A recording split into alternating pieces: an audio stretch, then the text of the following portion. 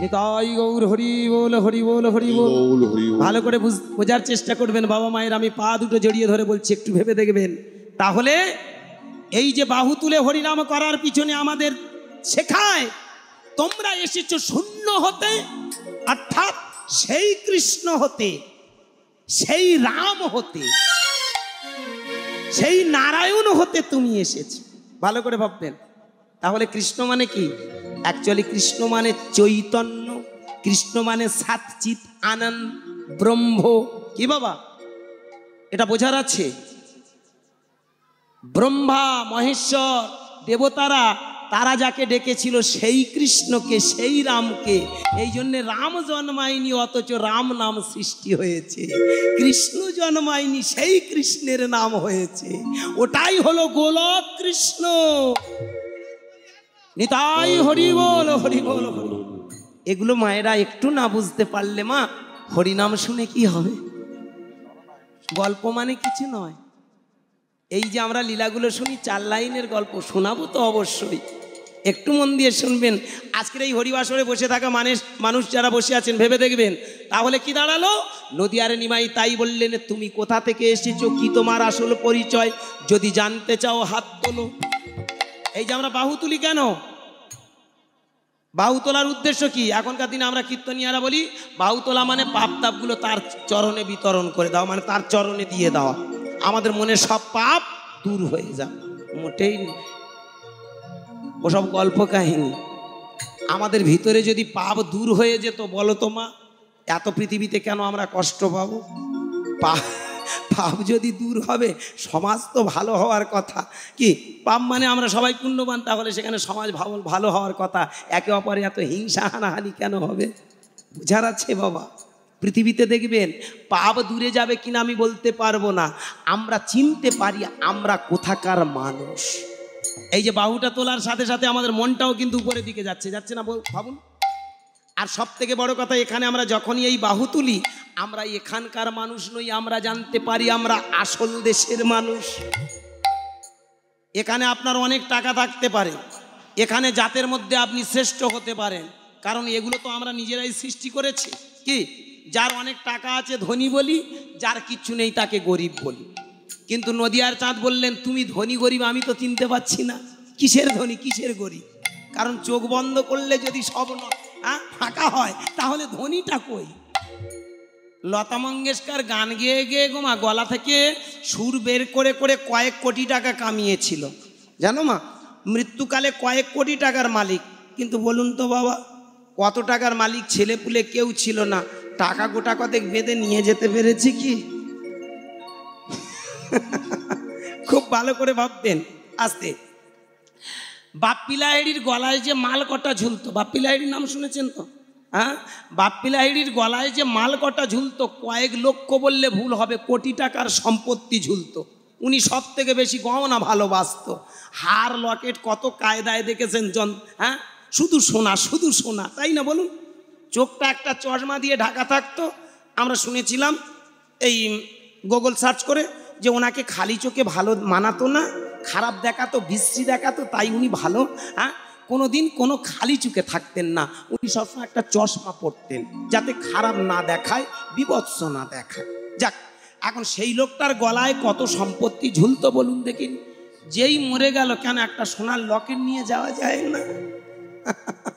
কি তাহলে কি দাঁড়ায়? এই পৃথিবীতে ধনী গরিব আলাদা নয়। তুমি ব্রাহ্মণ, আমি শূদ্র। নিমাই চাঁদ বললেন, কে ব্রাহ্মণ আর কে শূদ্র? সবাই তোমরা মানুষ।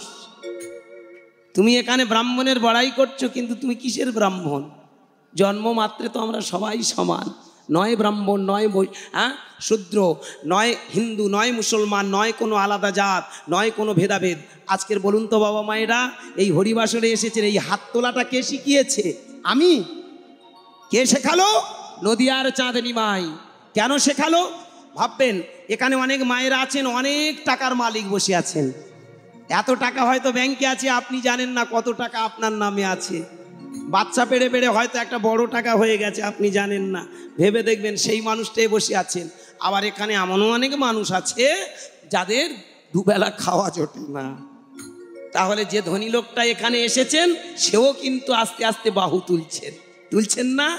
আবার যার খাওয়া জোটে না সেও আজকের দুটো বাহু তুলে হরি বল বলছে, একাকার হয়ে গেছে। দেখেছেন নিমাই চাঁদের কত বড় একটা চেতনা দিয়ে গেল। আবার এখানে যদি ব্রাহ্মণ থাকে, বৈষ্ণব থাকে, উঁচু জাতের মানুষ থাকে, সেও দেখুন আজকের হরি বল বলে দুটো বাহু তুলছে। আবার হয়তো যে হয়তো মুচি মুদ্দ ভরা শাড়ি ডোম, তারাও আজকের হরিবাসরে এসে তারাও হাত তুলছে। তাহলে এটা দিয়ে কি শেখায়? আজ আমরা কিন্তু কেউ আর ধনী গরিব উঁচু উঁচু নই, আজ কোনো আর আলাদা জাত নই, আমরা সবাই মানুষ। হরিব। আর শুধু তাই নয়, সাথে সাথে নিমাই চাঁদ বললেন, ভেবে দেখো তোমরা কোথাকার মানুষ, কি তোমাদের আসল পরিচয়। এই যে বাহু তোলার সাথে সাথে মনটা দেখুন আস্তে আস্তে উপরে চলে যাচ্ছে। কেমন চলে যাচ্ছে একটু মন দিয়ে ভাববেন। হাতটা তুলুন আর মনটাকে উপরের দিকে নিয়ে যান। আপনি কোথা থেকে এসেছেন? আমি এসেছি আমার বাবা মা থেকে, তাই না বলুন? সেই যে বাবা মা থেকে এসেছি, সেই বাবা মা কারায়? তারা কোথা থেকে আসলো? তাদের বাবা মা। তারা কোথা থেকে আসলো? তাদের বাবা মা। তারা কোথা থেকে আসলো? তাদের বাবা মা। এই দেখুন, এই হাতটা তোলার সাথে সাথে মন তুলতে বলছে, মনটাও তোলো। তুমি উপরের মানুষ কিনা সেটা একবার ভেবে দেখো। আমার নাম গুরুদাস গায়েন, আমার বাবার নাম হলো স্বর্গীয় মানিকচন্দ্র গায়েন, বাবা মা হারিয়ে ফেলেছি। হ্যাঁ বাবা, মানিকচন্দ্র গায়েন, তার বাবার নাম হেম গায়েন, তার বাবার নাম নিমাই গায়েন, তার বাবার নাম অরবিন্দ গায়েন। জানি এই কটা বাবার মুখে শুনেছিলাম। কিন্তু বলুন, আমার বাবা তার বাবা তার বাবা যদি উপরে উপরে যায়, এক সময় কোথায় যায়? তার বাবা তার বাবা তার বাবা খুঁজতে খুঁজতে একটা গোত্র খুঁজে পাই। পাচ্ছি না বাবা? আপনিও এগিয়ে যান, আপনার নামের সঙ্গে দেখুন আপনার বাবাকে দেখুন, তার বাবা দেখুন তার বাবা তার বাবা তার বাবা, এক সময় খুঁজতে খুঁজতে একটা গোত্র খুঁজে পাবেন। কাশ্যপ, শাণ্ডিল্য, ভরদ্বাজ, আত্রেয়, মৌদগল্য। কি পাচ্ছেন না? পাচ্ছেন তো? এটা দিয়ে কি শেখালো? নিমাই চাঁদ বললেন, তোমরা ঋষির ছেলে ঋষি। কি বললেন? তোমরা ঋষির বেটা ঋষি, ঋষির কন্যা ঋষি, তোমরা ঋষি কন্যা ঋষি পুত্র। কি বাবা? এই যেমন আমার গোত্র কাশ্যপ গোত্র, আমার বাবা তার বাবা তার বাবা তার বাবা খুঁজতে খুঁজতে যদি এগিয়ে যাই, এক সময় আমি পেয়ে যাই কি, আমার কেউ না কেউ একজন ছিল কশ্যপ বলে, তার বংশধর, তার রক্ত, সুতরাং আমি ঋষি পুত্র। এই বাবা, এখানে শাণ্ডিল্য মৌদগল্য আমরা যা যা আছি, যে যা আছি এখানে ভালো করে ভেবে দেখবেন, আমরা এক একটা ঋষি পুত্র ঋষি কন্যা। নিমাই চাঁদ বললেন, শোনো, তোমরা যদি ঋষিপুত্র হলে ঋষিকন্যা হলে এখানেই তোমাদের শেষ কথা নয়, এই ঋষিগুলোকে প্রশ্ন করো তার বাবার নাম কি। ঋষিরা উত্তর দেবে, আমাদের বাবার নাম হলো ব্রহ্মা। কি বাবা? তাহলে ব্রহ্মা থেকে মুনিগণ, মুনিগণ থেকে আমরা কারা? আস্তে আস্তে আমরা কারা? তাহলে আমরা সবাই ব্রহ্মার সন্তান, সবাই ব্রাহ্মণ। কি বলুন? ব্রহ্মা থেকে ব্রাহ্মণ হবে না? খুব ভালো করে ভাবুন। বাবা যদি ব্রাহ্মণ হয়, ছেলে ব্রাহ্মণ, তাহলে ব্রহ্মা থেকে যদি আমাদের সৃষ্টি হয়, ক্রমবিবর্তন ধরে তার চেন ওয়াইজ যদি আমরা আসি, তাহলে বলুন ব্রহ্মা থেকে আমরা এসেছি, তাহলে আমরা তো সবাই ব্রাহ্মণ। ওরা ব্রাহ্মণ হলো, আমরা কেন হলাম না? এটাই তো নিমাই চাঁদের প্রশ্ন। ও বাবা রে, আমার শোনাচ্ছে।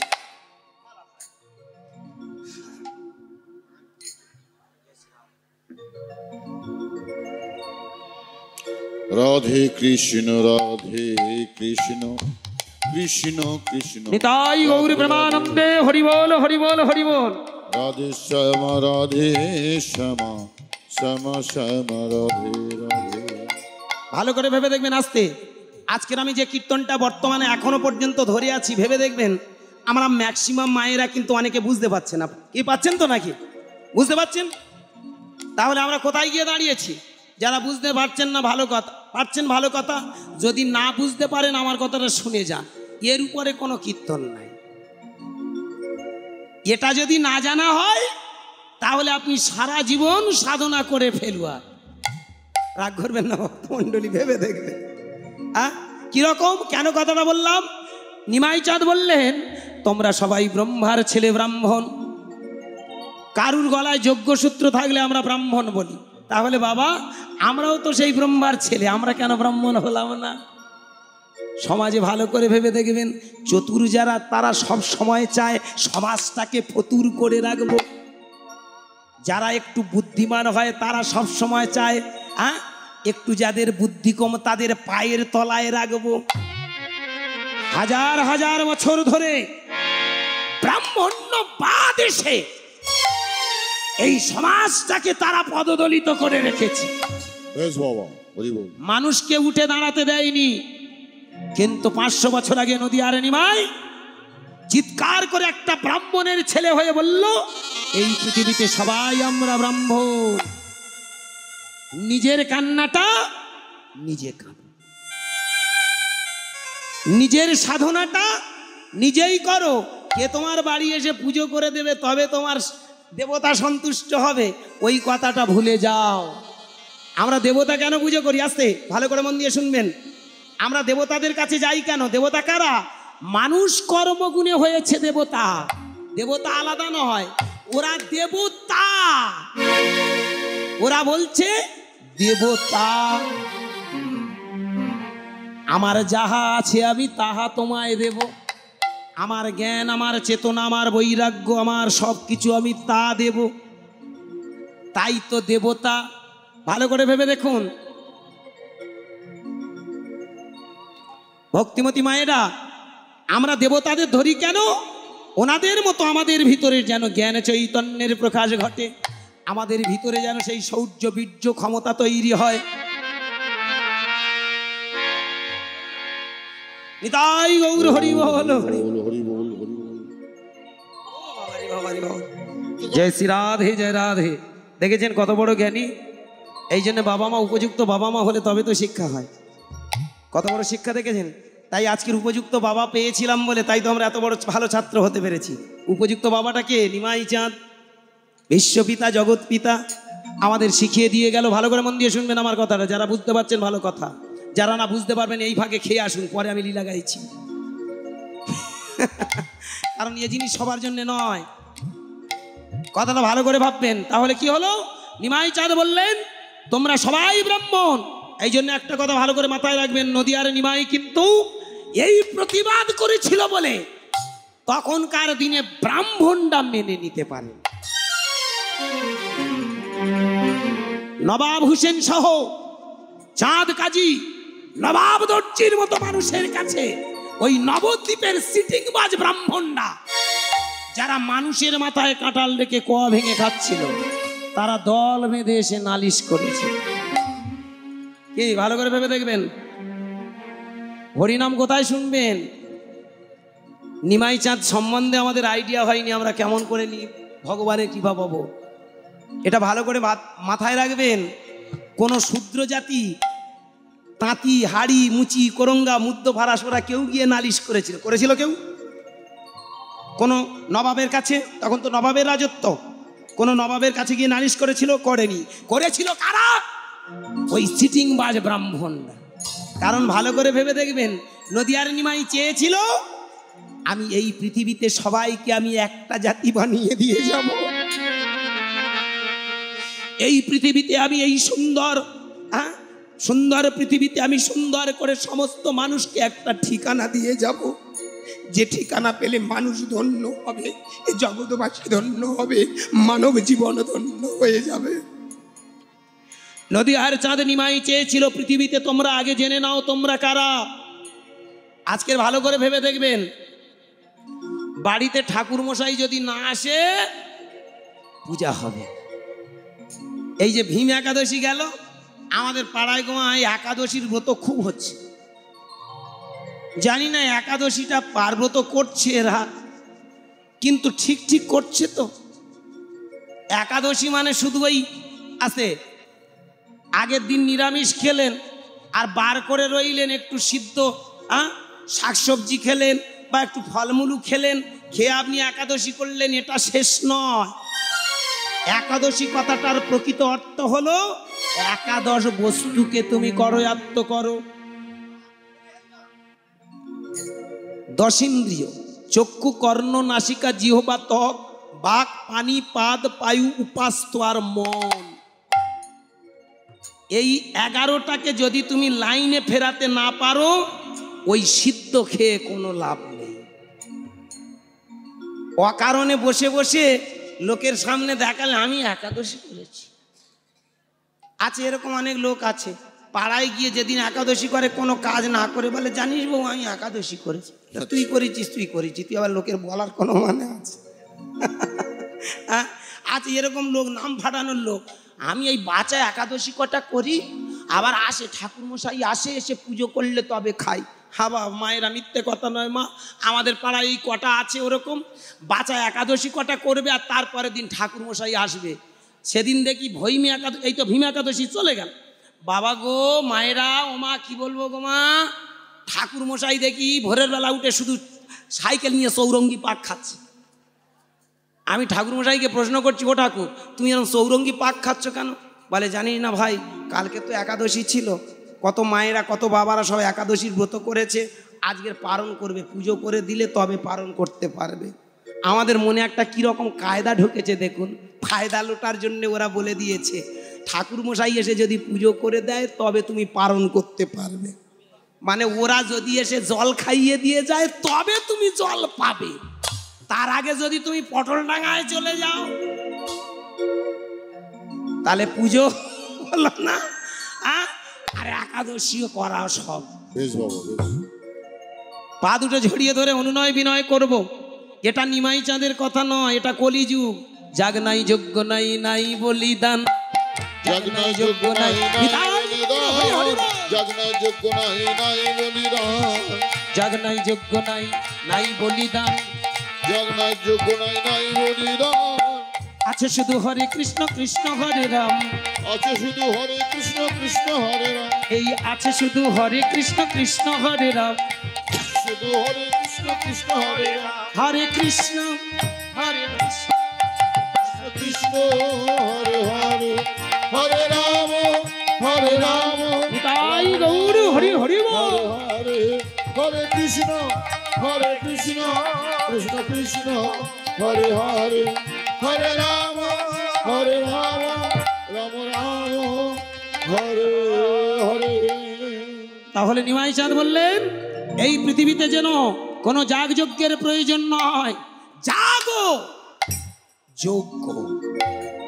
কলিযুগে কথার মধ্যে দেখুন কত বড়, সে যুগের যাগযজ্ঞ নয়, এ যুগে বললেন জাগো, তোমার ভিতরে চৈতন্য সত্তাটাকে জাগো।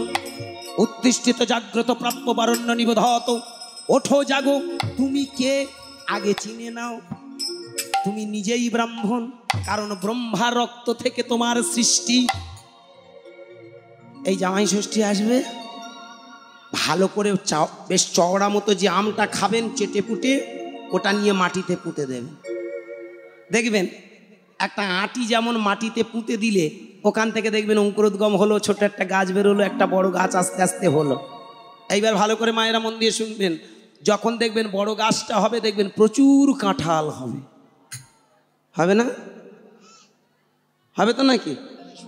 এতক্ষণ পরে বুঝতে পারলাম সোনার লোক খুব কম।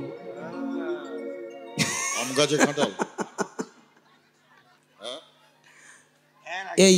এই হলো হরিনাম। আমি বলছি কাঁঠাল হবে, মাথা নাড়ছে। হ্যাঁ, আম গাছে কাঁঠাল হয়। তা আমি তো আমার কথা বলবো, আপনারা কি করছেন? আম গাছে তাহলে কাঁঠাল হয় না তো? হয় না তো? তাহলে ভাবুন তো, একটা আমের আঁটি থেকে যদি বড় গাছ হয়, গাছ থেকে যদি আম হয়, তাহলে ব্রহ্মা থেকে যদি মুনি ঋষি হয়, মুনি ঋষি থেকে আমরা হয়েছি, আমরা কারা? প্রশ্ন কি নিমাই চাঁদ এইখানে প্রমাণ করে দিতে চাইলো, নিজের কান্নাটা নিজে কাঁদো, নিজের সাধনাটা নিজে করো। কে তোমার করে দিয়ে যাবে? বাড়ি পুজো করলে তবে ঠাকুর, রাগ করবেন না।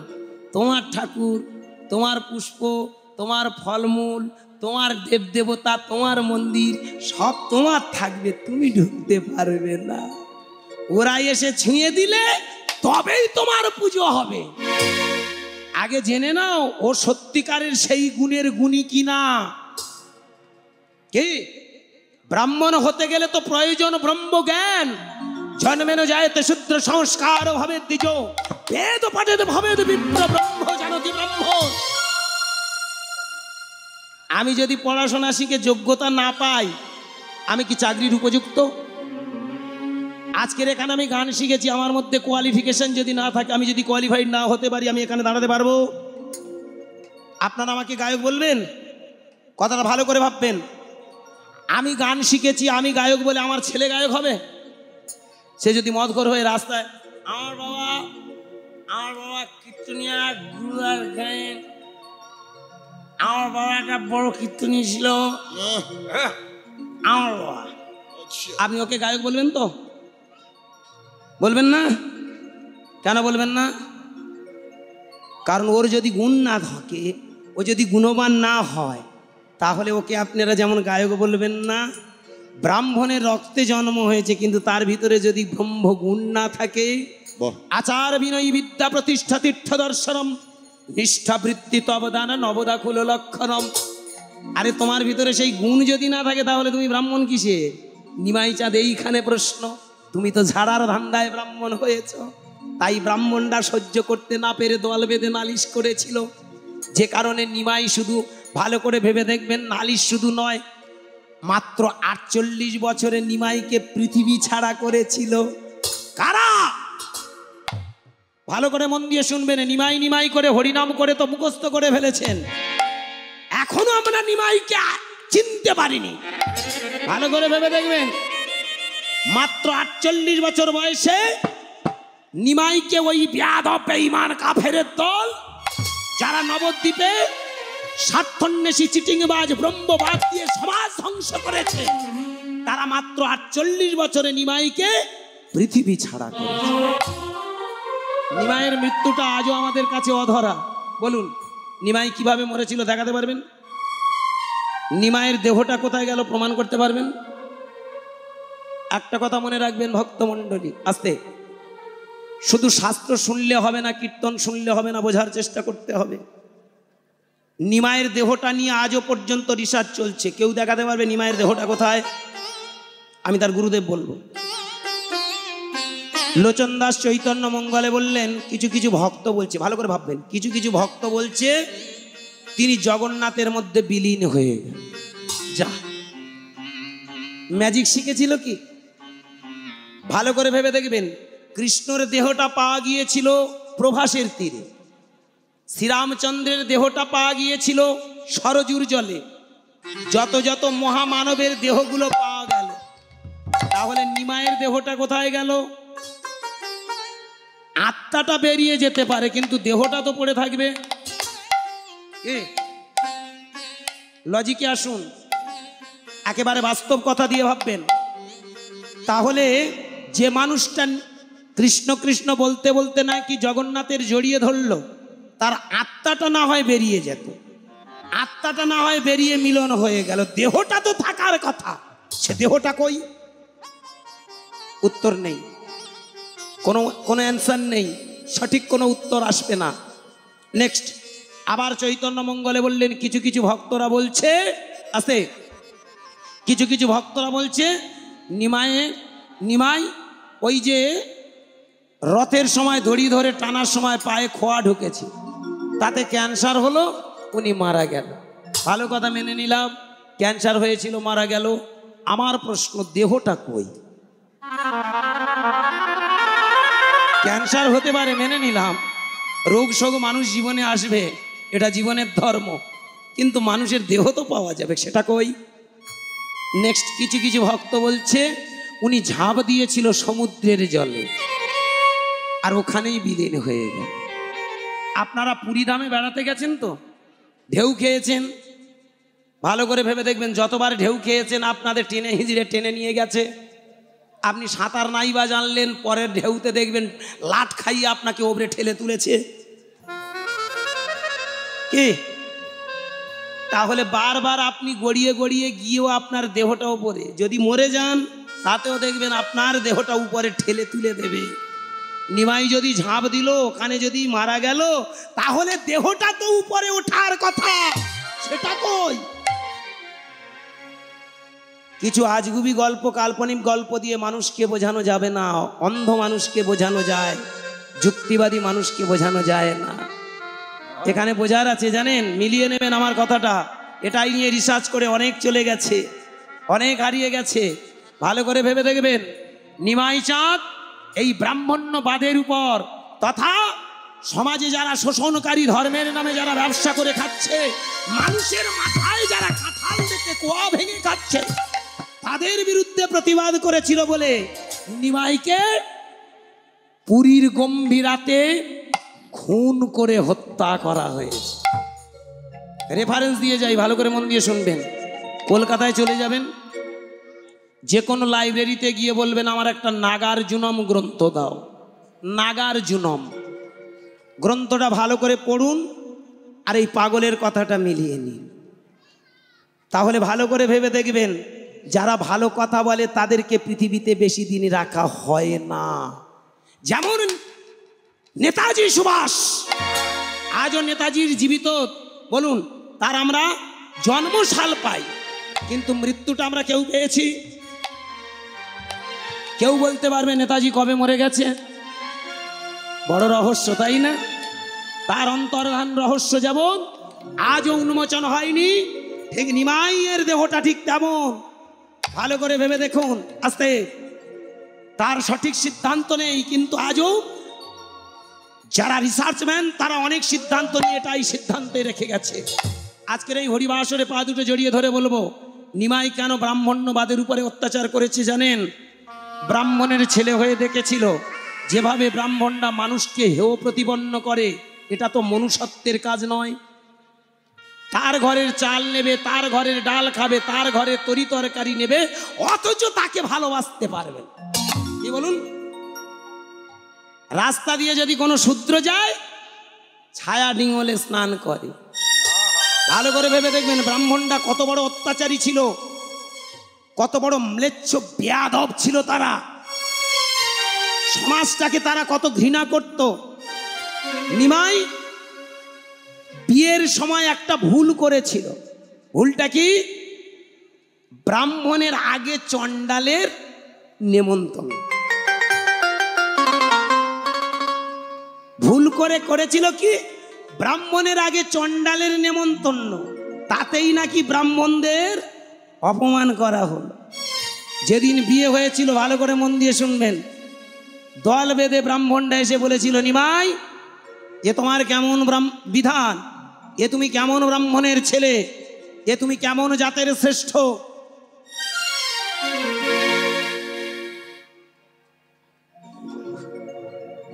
প্রেম সে বলো নিতাই গৌর হরি বলো হরি। জয় শ্রী রাধে জয় রাম। কথাটা ভালো করে মন দিয়ে শুনবেন। হ্যাঁ বাবা, এতক্ষণ পারতাম না আমি একটা লীলা গাইতে, কিন্তু কেন এই কথাগুলো বলি জানেন? আপনাদের একটি চেতনা হোক। সমাজ, সংসার, হরিনাম, চৈতন্য সম্বন্ধে আমরা যদি না জানতে পারি, হরিনাম শুনে লাভ কি?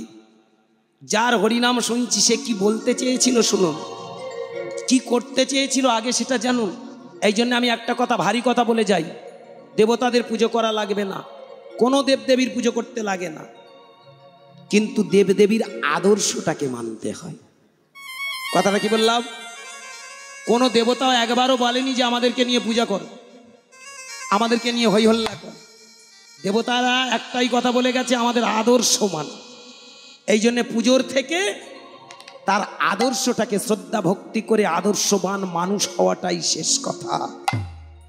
যেমন বাবাকে ভাত দিলাম না, মাকে ভাত দিলাম না, মা খেতে পেলো না, বাবা খেতে পেলো না, অথচ মরে যাওয়ার পরে যদি ধূপ ধুনো নিয়ে আমি পুজো করি, আমার বাবা ঠাকুর, আমার বাবা ভগবান, বাবা এই তোমার জন্য এই মিষ্টি এনেছি, বাবা খাও, মা মাগো এই নে মা তোর জন্য ছানা সন্দেশ।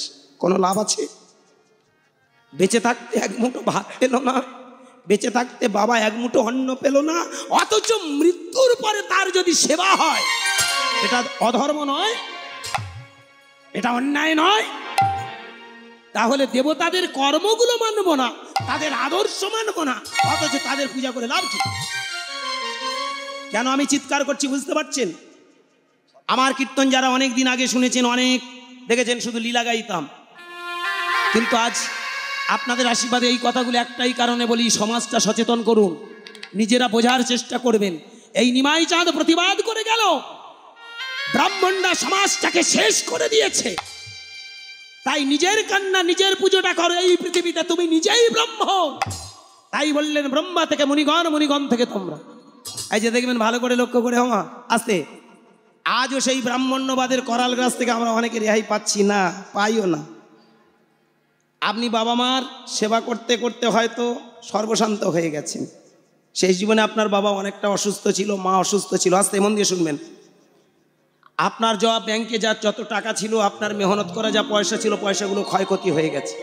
তবুও দেখবেন সব টাকা ক্ষয় করার পর যেদিন বাবা মরে যায় বা মা মরে যায়, ওই দিন কিন্তু আরো তোমাকে সর্বশান্ত করার জন্য ওরা এগিয়ে আসে।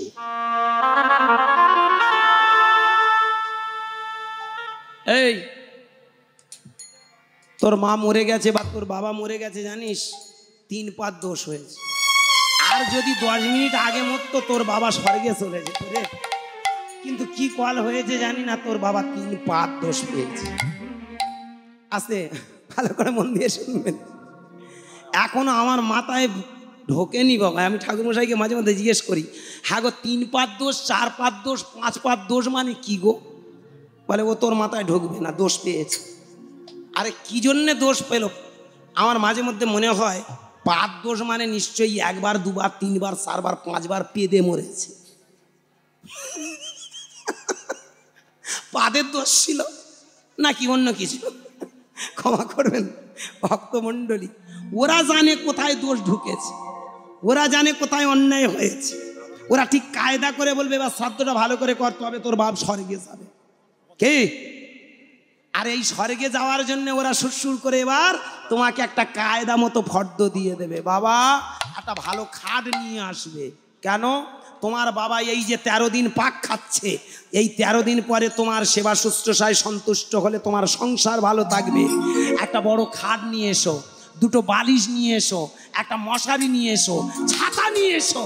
হ্যাঁ, কত কিছু দেখবেন লিখে দিয়ে দেয়, তাই না বলুন? ভালো করে ভেবে দেখবেন। যদি প্রশ্ন করেন খাটটা কেন হবে, বলে তোর বাবা এসে শোবে।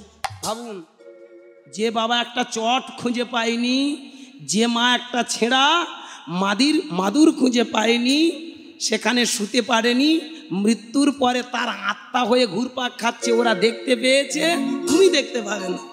ওরা দেখতে পেয়েছে, তাই তোমাকে বলে দিচ্ছে তুমি একটা খাট আনো, তোমার বাবা শোবে, মা শোবে। এই বালিশ 2টো কেন? বলে যদি গড়িয়ে পড়ে যায়। বাবা রে বাবা, বিষয়টা কিরকম জানেন? ধান্দাবাজদের কিরকম ধান্দাবাজি। হ্যাঁ, মশারিটা কেন আসবে? মশারিটা কেন? বলে তোমার বাবা তোমার মায়ের মশায় কামড়াবে। আরে বলো না যে তোমার সংসারের সব মাল লুটে পুটে আমি নিয়ে যাচ্ছি আমার সংসারটা ভালো রাখবো বলে। কেন তুমি বাবা মাকে দোষ দিচ্ছ? বেঈমানের দল। এইখানে দাঁড়িয়ে নিমাই বললেন বেঈমান, এরা সমাজটাকে শেষ করে দিচ্ছে। তাই শুনে রাখো, তুমি চিনে নাও তুমি তোমার নিজেকে। অনর্গল যদি হরিনাম করো তাহলে তুমি জানতে পারবে তুমি ব্রাহ্মণের বেটা ব্রাহ্মণ। নিজের দুঃখটা নিজের কান্নাটা তুমি নিজেই কাঁদো। এই বাবা, এটাই তো নিতাই গৌর হরি হরি বল। এই জন্যে কলিযুগে একমাত্র হরিনাম। জাগো, যজ্ঞ জাগো, তুমি জাগো, যজ্ঞ যোগ করো। নিতাই গৌর হরি হরি হরি বল। ভক্তমণ্ডলী বাবা মায়েরা, এইবার দেখুন, জয় শ্রী রাধে। অনেক ভালো থাকুন, সুস্থ থাকুন, আমার গোবিন্দ কৃপা করুন।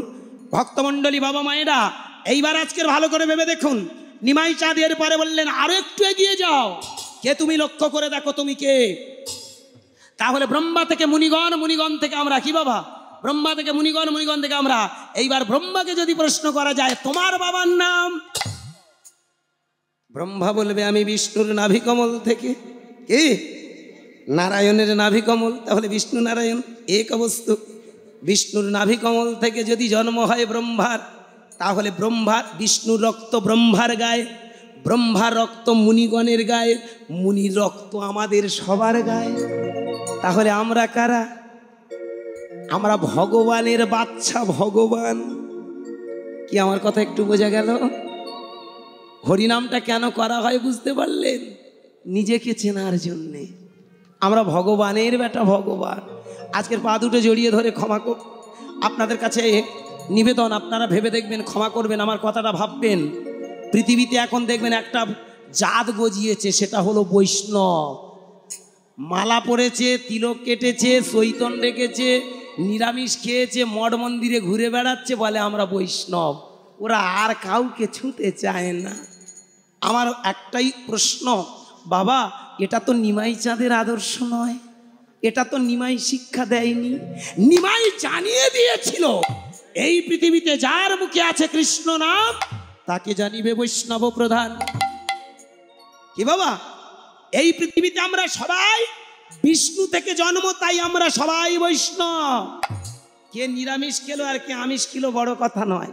ডিউটি মানুষকে বিউটির দিকে নিয়ে যায়।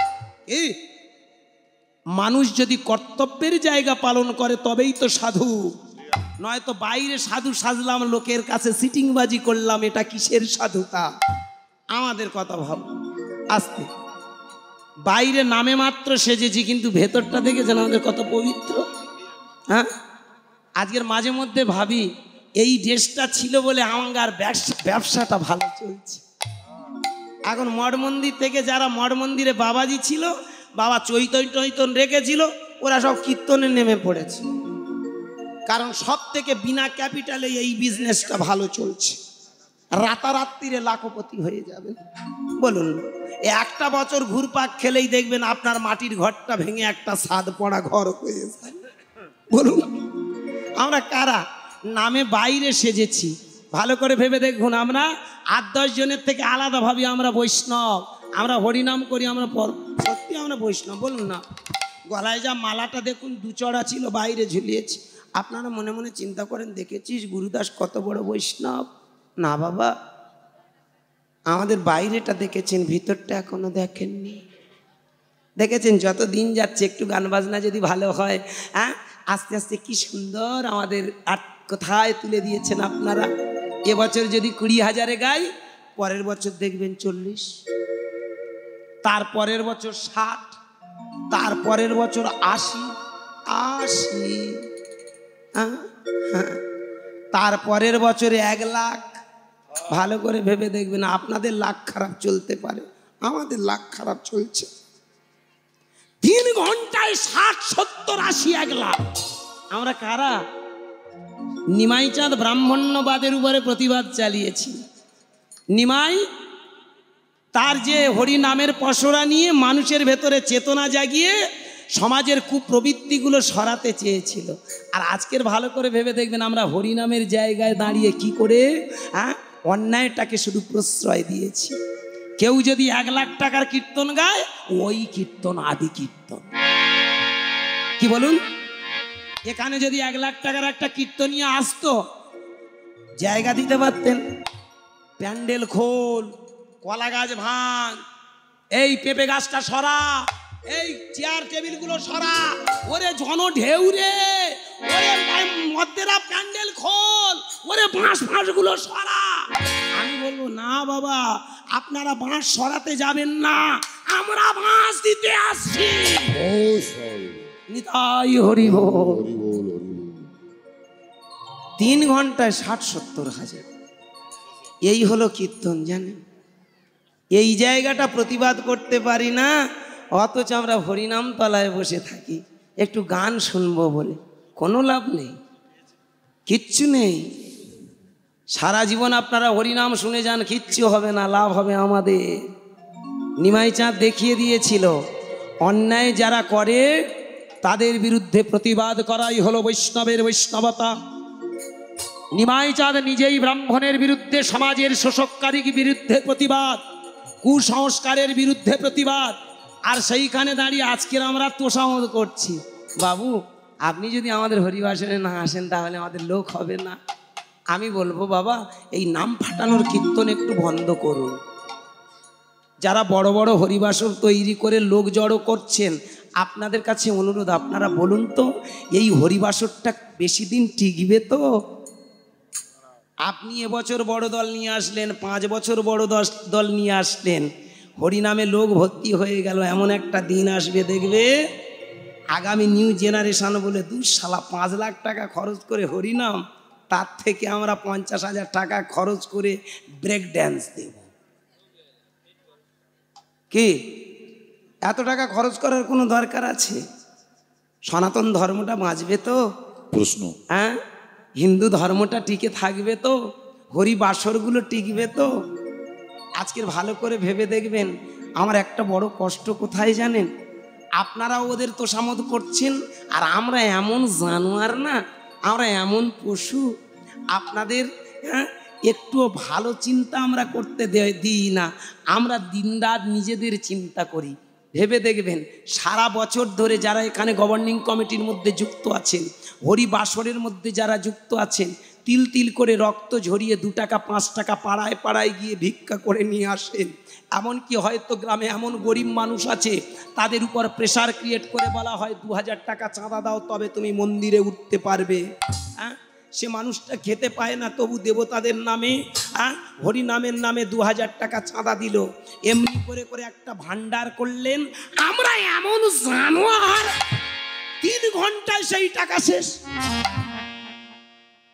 আমরা কারারে হয় এই কথাগুলো বলে জানেন, অনেক কীর্তনিয়ারা বলে দাদা তাদের যোগ্যতা আছে বলে তাই। আমি বলি নিমাইয়ের যোগ্যতার কাছে তোমরা কি? নিমাইয়ের যোগ্যতা ছিল না? ওই নিমাই ক টাকা নিয়েছে? কথাটা ভালো করে ভাববেন। যোগ্যতার বড়াই করতে আজকের এখানে দাঁড়িয়েছে। জানেন সমাজটা কোথায় যাচ্ছে? কিসের যোগ্যতা? গলা ভালো আছে, ভালো গান শিখেছো, গোটা কথে গান গেয়েছো, মানুষকে সন্তুষ্ট করেছো। এই সন্তুষ্টি করতে গিয়ে গোষ্ঠী শুদ্ধ ধ্বংস হচ্ছে, সেদিকে লক্ষ্য করেছো? আজকের আমার একটা দুঃখ কোথায় জানেন? যারা এই 50, 60, 70 হাজার টাকা নিচ্ছে, আপনারা কোনোদিন সেই কথাগুলো প্রতিবাদ করেননি, বরং তাদেরকে আরও তোষামোদ করছেন, বাবা তুমি এসো। আমি বলবো বাবা, আপনারা সনাতন ধর্মটাকে নষ্ট করার জন্য এগিয়ে দিচ্ছেন। পায়ে ধরে বলবো, হরিবাসরের প্রয়োজন, হরি সবার প্রয়োজন, এত নাম ফাটানোর দরকার নেই। চেষ্টা করুন, এ তো সমাজটা ফাটল ধরে গেল। একটু পায়ে ধরে বলবো বাবা, হরিনামের প্রয়োজন, হরিনাম করুন, কিন্তু এই রাশি রাশি টাকা খরচ করে সমাজটাকে ধ্বংস করবেন না। আর আমরা ভালো করে ভেবে দেখবেন, আমরা এমন অমানুষ হয়ে গেছি, আমরা মানুষের দিকে তাকাই না। বাঘ থাকে বনে, থাকেও সে মনে, রক্তের স্বাদ পেতে চায় ক্ষণে ক্ষণে। আস্তে, আমার কথাটা জানি না অনেকের কাছে খারাপ লাগতে পারে, কারণ আপনারা যারা বড় কীর্তনিয়াকে ভালোবাসেন, আপনাদের পছন্দ নয়, প্রয়োজন লাগবে না। আপনাদের মতো শ্রোতা আমার লাগবে না। আমি শ্রোতা, যে শ্রোতার ভিতরে চেতনা জাগবে না, যে শ্রোতা চেতনা তৈরি করতে পারবে না, আমি সেই শ্রোতা প্রয়োজন মনে করি না। আস্তে, কথাটা ভালো করে ভাববেন। বাঘ থাকে বনে, থাকেও সে মনে, রক্তের স্বাদ পেতে চায় ক্ষণে ক্ষণে। বাঘ যেমন বনে থাকে, মানুষের মনেও একটা কিন্তু বাঘ বাস করে, জানোয়ার বাস করে, যার নাম হলো লোভ। আজকের এই যে লোভের মাত্রাটা বাড়তে বাড়তে যে সমাজটা ধ্বংস হয়ে গেল, ভেবে দেখেছেন কোনোদিন সমাজটা আগামী দিনে কোথায় দাঁড়াবে? আমাদের আগামী প্রজন্মগুলো কোথায় এসে দাঁড়াবে? তাই পা দুটো জড়িয়ে ধরে অনুনয় বিনয় করব। নিমাই চাঁদ নিতাই চাঁদ হরিনাম দিয়ে আমাদেরকে বোঝাতে চাইল, বিষ্ণুর থেকে জন্ম হলো ব্রহ্মা, ব্রহ্মা থেকে মুনিগণ, মুনিগণ থেকে তোমরা, তাই তোমরা সবাই বৈষ্ণব। হ্যাঁ বাবা, যারা দান করছেন, আমার দেয়ার ভান্ডারে কিছু নেই, শুধু আমি এইটুকু বলবো, আপনারা যে কষ্টার্জিত যে ধনটা দিয়ে যাচ্ছেন, আপনাদের এই অর্থটা সার্থকর্ত হোক, আপনাদের অন্তরে শুদ্ধ কৃষ্ণ প্রেম জাগুক। নিতাই গৌর হরি বল, হরি বল, হরি। হ্যাঁ বাবা, তাহলে নিমাই চাঁদ নিতাই চাঁদ বললেন, এ জগতে সবাই হলো বৈষ্ণব, যার মুখে আছে কৃষ্ণ নাম তাকে জানিবে বৈষ্ণব প্রধান। হ্যাঁ বাবা, তাই জানিয়ে দিল তোমরা ভগবানের বেটা, ভগবান তোমাদের ভিতরে, তাই ডিভিনিটি তোমাদের ভিতরে, তাই দেবত্বটা জাগানোর জন্য গাও এই হরিনাম। হ্যাঁ বাবা, তাই হরিনামটা কেন দেয়া? এই জীব জগতের ভিতরে চৈতন্য তৈরি করে মানুষকে দেখিয়ে দেয় তোমাদের ভিতরে সেই ভগবানত্ব। এখানে হিংসা, হানাহানি, মারামারি, কাটাকাটি নয়, তোমাদের ভিতরে জাগিয়ে তোলো সেই মনুষ্যত্ববোধ। তাই চতুর্লক্ষান্ত মানবা তোমার ভিতরে জেগে উঠুক পশুত্ব কেটে মনুষ্যত্ব, তোমার ভিতরে মনুষ্যত্ব দূর হয়ে আসুক, তোমার ভিতরে দেবত্ব। দেবতা কারা? যারা সমাজকে মঙ্গল করে, যারা সমাজকে সেবা করে, যারা সমাজকে ভালোবাসে, তারাই তো দেবতা। কে দেবতা বলতে অন্য কিছু নয় বাবা, যারা সমাজকে ভালোবাসে তারাই তো দেবতা। এই পৃথিবীতে দেবতারা শুধু ভালোবেসে এসেছে সমাজ, সংসার, রাষ্ট্র, পৃথিবীকে, তারাই দেবতা। সেই মানুষ যদি সাধন ভজন করে সমাজের কল্যাণ করে, কালের নিয়মে সে তার ভিতরে জেগে ওঠে পূর্ণ ব্রহ্মত্ব। সে জীব জগতের মাঝখানে খুঁজে পায় প্রত্যেকটা জীবের মধ্যে আমার পূর্ণ ভগবান বিদ্যমান। Every matter is god, everything god, the man is god. কেন বকর বকর করলাম বুঝতে পারলেন? নিমাই চাঁদ হরিনামটা দিয়েছিল এই কারণে, আর সেই হরিনাম আজকের আমরা করি না মা। ভালো গুরু আসলে ভালো গুরু কৃপা হয়, ভালো গুরু আসলে গুরু পেলে আমাদের জীবন ধন্য হয়। এইবার ছোট্ট করে একটা লীলা আপনাদের কাছে বলি, আস্তে সময় হয়ে যাচ্ছে, ছোট করে। আমরা কীর্তনিয়ারা কি না পারি জানেন? 3 লাইনের গল্প 3 ঘন্টা করতে পারি, আবার 3 ঘন্টার মাল 3 মিনিটে শেষ করতে পারি। কি বাবা? হরিবল হরিবল। লীলা মানে কিচ্ছু নয়, ছোট্ট একটা দৃষ্টান্ত দেখুন। ভালো গুরু পেলে কি হয় লক্ষ্য করে দেখুন, গুরুর আশীর্বাদে আমরা কোথায় দাঁড়াই লক্ষ্য করে দেখুন। নিমাই চাঁদের আদর্শ পেয়ে যেমন এই বিশ্ব ব্রহ্মাণ্ড সুন্দর হলো, তেমন আমাদের পুরাণের পাতায় দেখুন একটা ছোট্ট গুরুর কথা বলে আজকে লীলা রাখবো। এক ব্রাহ্মণের ছেলে জানেন, আস্তে মন দিয়ে শুনবেন লীলাটা। যারা হরিনাম শুনতে এসেছেন, যারা লীলা লীলা করে ভাবছিলেন যে একটা লীলা বড় প্রয়োজন, একটু লীলা শুনবো, এ বকর বকর ভালো লাগে না, এই কি আলোচনা হচ্ছে মাথায় ঢুকছে না। বাবা মায়েরা, আমি অনুরোধ করবো একটু ভালো করে এবার মন দিয়ে শুনুন লীলা কি রকম। এই দেখুন, এক ব্রাহ্মণের ছেলে, নাম তার হরিদাস। বাবার নাম সুমতি, মায়ের নাম সুনীতি। কি সুন্দর নাম দেখুন, মায়ের নাম সুনীতি, বাবার নাম সুমতি, ছেলের নাম হরিদাস। নামের সঙ্গে যেন তাদের কাজের বড় মিল। সুনীতি মানে যার নীতি সু, সুমতি যার সুমতি, হরিদাস হরিদাস। জানো বাবা, ওই 3 জনা বসে বসে প্রতিদিন হরিনাম গায়। ওদের আবার একটা ছোট্ট মতো ঠাকুর ঘর আছে জানো মা। আসতে যেমন আমার মায়েরা এই প্রত্যেকটা বাড়িতে দেখেছেন, প্রত্যেকের বাড়িতে একটা করে ছোট ছোট ঠাকুর ঘর। এই আমার পাগল ঠাকুর যেমন দেখেছেন একটা ছোট্ট মন্দির হাঁকিয়েছে। সন্ধে হলে আর কিছু না, বাড়ির ফ্যামিলির সবাই এসে একটু ঠাকুর ঘরে বসে। বাবা আমি পা দুটো জড়িয়ে ধরে বলবো কেন বসা হয় জানেন?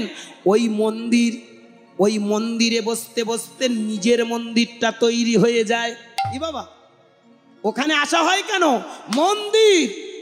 তবে ভাববেন না, আস্তে ওই মন্দিরে সব নেই, আছে কোথায়? তোমার এই মন্দিরে। দেহটাই হলো শ্রেষ্ঠ মন্দির। তাই ভালো করে ভেবে দেখুন, সেই যে ছেলেটা যার নাম হরিদাস, যে ব্রাহ্মণের নাম সুমতি, মায়ের নাম সুনীতি, বসে বসে হরিনাম করে কোথায়? তাদের ঘরে একটা ছোট্ট কুটির মন্দির আছে, ওখানে বসে বসে আপন মনে গাইতে থাকে কৃষ্ণ নাম। কৃষ্ণ কৃষ্ণ বলো মুখে, কৃষ্ণ কৃষ্ণ বলো মুখে, কৃষ্ণ কৃষ্ণ বলো মুখে, হরি হরি বল। কৃষ্ণ কৃষ্ণ বলো মুখে, কৃষ্ণ কৃষ্ণ বলো মুখে, ও ও, কৃষ্ণ কৃষ্ণ বলো মুখে, কৃষ্ণ কৃষ্ণ বলো মুখে, কৃষ্ণ কৃষ্ণ বলো মুখে।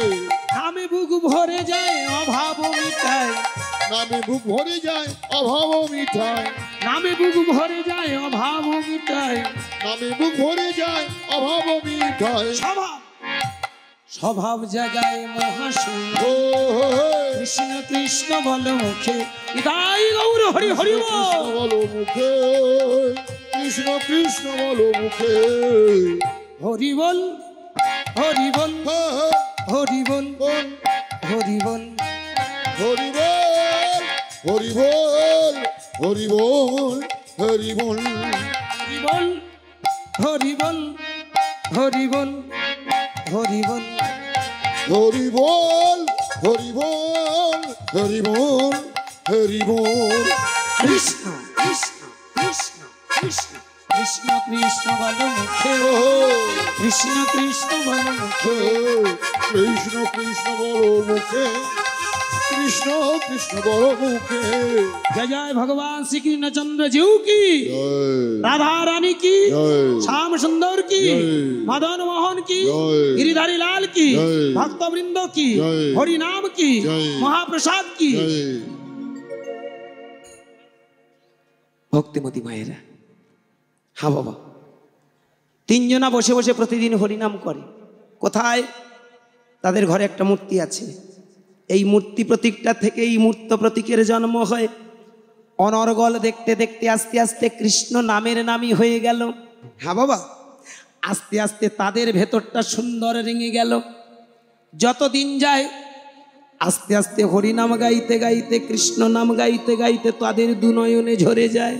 আহা, দেখবেন আস্তে যারা প্রকৃত ভক্ত হন, যারা কৃষ্ণ নামের নামী হন, তাদের দেখবেন অন্তরে এসে যায় শুদ্ধ প্রেম, অন্তরে এসে যায় কৃষ্ণ প্রেম। আর এই শুদ্ধ কৃষ্ণ প্রেম আসলে তবেই তো তার ভিতরটা রেঙে যায়। তিনজনা আপন মনে বসে বসে হরিনাম গাইতে গাইতে যখন কৃষ্ণ প্রেমে পাগল হলো, মহানন্দে যখন পাগল হলো, ভালো করে ভেবে দেখবেন এই আনন্দের উপরে কোনো আনন্দ নেই। আজকের ভাববেন আস্তে, আনন্দের দুটো দিক, একটা আনন্দ, একটা পরমানন্দ। আনন্দটা কি? একটা বাড়ি বানালেন, একটা গাড়ি কিনলেন, একটা গহনা নিয়ে আসলেন, দুদিন ভালো লাগবে, 10 দিন ভালো লাগবে, 2 মাস ভালো লাগবে, 2 বছর ভালো লাগবে, কিন্তু আস্তে আস্তে সেটা ম্লান হয়ে, এটাকে আনন্দ বলা হয়।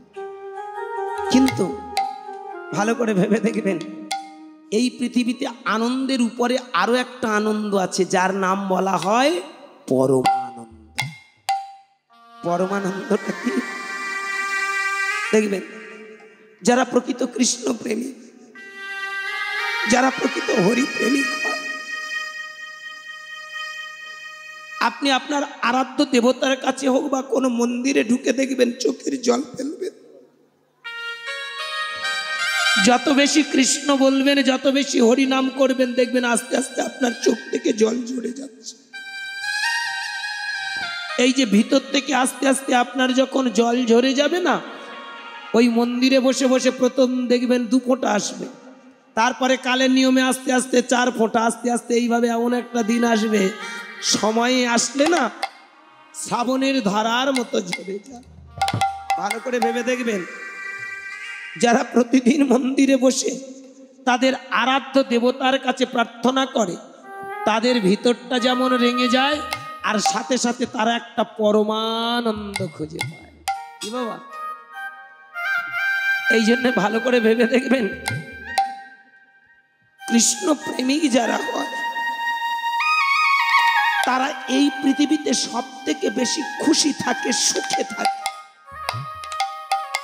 কারণ তারা জানে এ পৃথিবীর যা কিছু আছে ক্ষণিকের আনন্দ দেয়, পরমানন্দ নয়।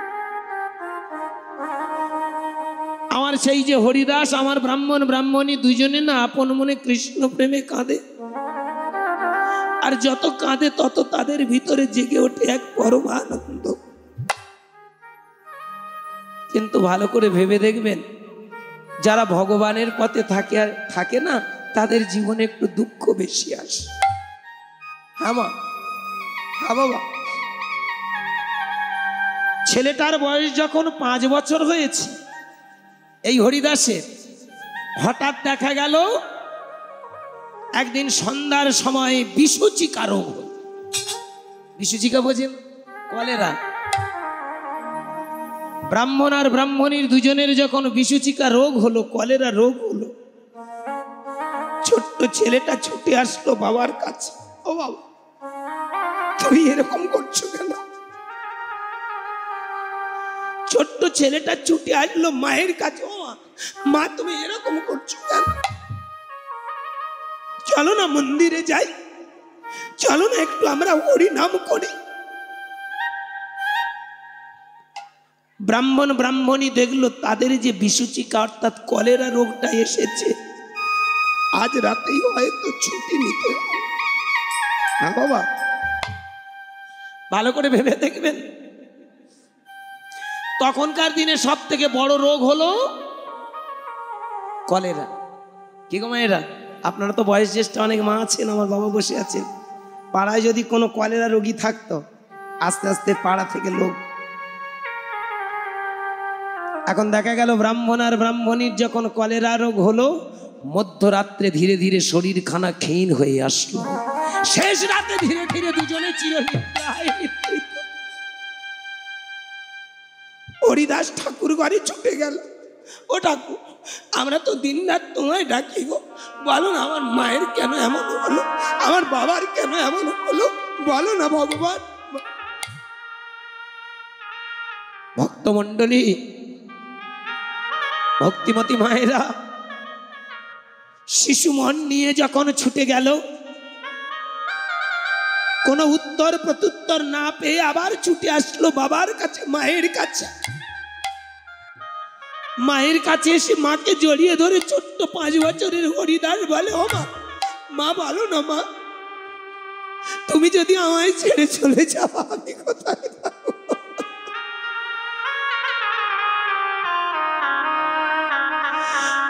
বাবাকে জড়িয়ে ধরে বলে উঠল, বাবা বলো না, তুমি যদি চলে যাও আমি কোথায় থাকবো? কাঁদতে কাঁদতে হরিদাস বাবা মায়ের বুকের উপরে বসে শুধু প্রশ্নের পর প্রশ্ন। সকাল হয়ে গেল, আর যখনই সকাল হওয়া, জানো বাবা, জানো মায়েরা, আস্তে আস্তে কি হলো জানেন? আস্তে যেই না সকাল হয়ে আসলো, ব্রাহ্মণ পাড়া থেকে লোক আসলো, আশেপাশে থেকে সবাই এসে দেখলো ব্রাহ্মণ ও ব্রাহ্মণী মারা গেছে। যেই দেখলো ব্রাহ্মণ ব্রাহ্মণী মারা গেছে, বলো হরি, বলো হরি, বলো হরি, বলো হরি, দল বেঁধে তারা অন্ত্যেষ্টি ক্রিয়া সম্পন্ন করে দিল। কথাটা ভালো করে ভাববেন, লীলা নয়, লীলা হলো বাস্তব। আমরা কীর্তন শুনি, কিন্তু কীর্তনটাকে কোনোদিন বাস্তবে রূপ দেওয়ার চেষ্টা করি না। কীর্তন হলো বাস্তব। লীলা শুনি, লীলার ভিতরে আমরা বাস্তবে যদি দেখি, একটা ছোট্ট ছেলে যদি 5 বছর বয়সে তার মাকে হারায়, বাবাকে হারায়, তবে তার জীবনে যে কত কষ্ট, তার জীবনে যে কত দুঃখ, তার জীবনে যে কত ব্যথা, এটা বলে বোঝানো যায় কি বাবা? যার না আছে জননী 10 দিক শূন্য, যার না আছে গৃহিণী সংসার অরণ্য। এ পৃথিবীতে জানবেন, অকালে যারা বাবা মাকে হারায়, তাদের মতো দুর্ভাগা কপাল আর দুনিয়াতে নেই।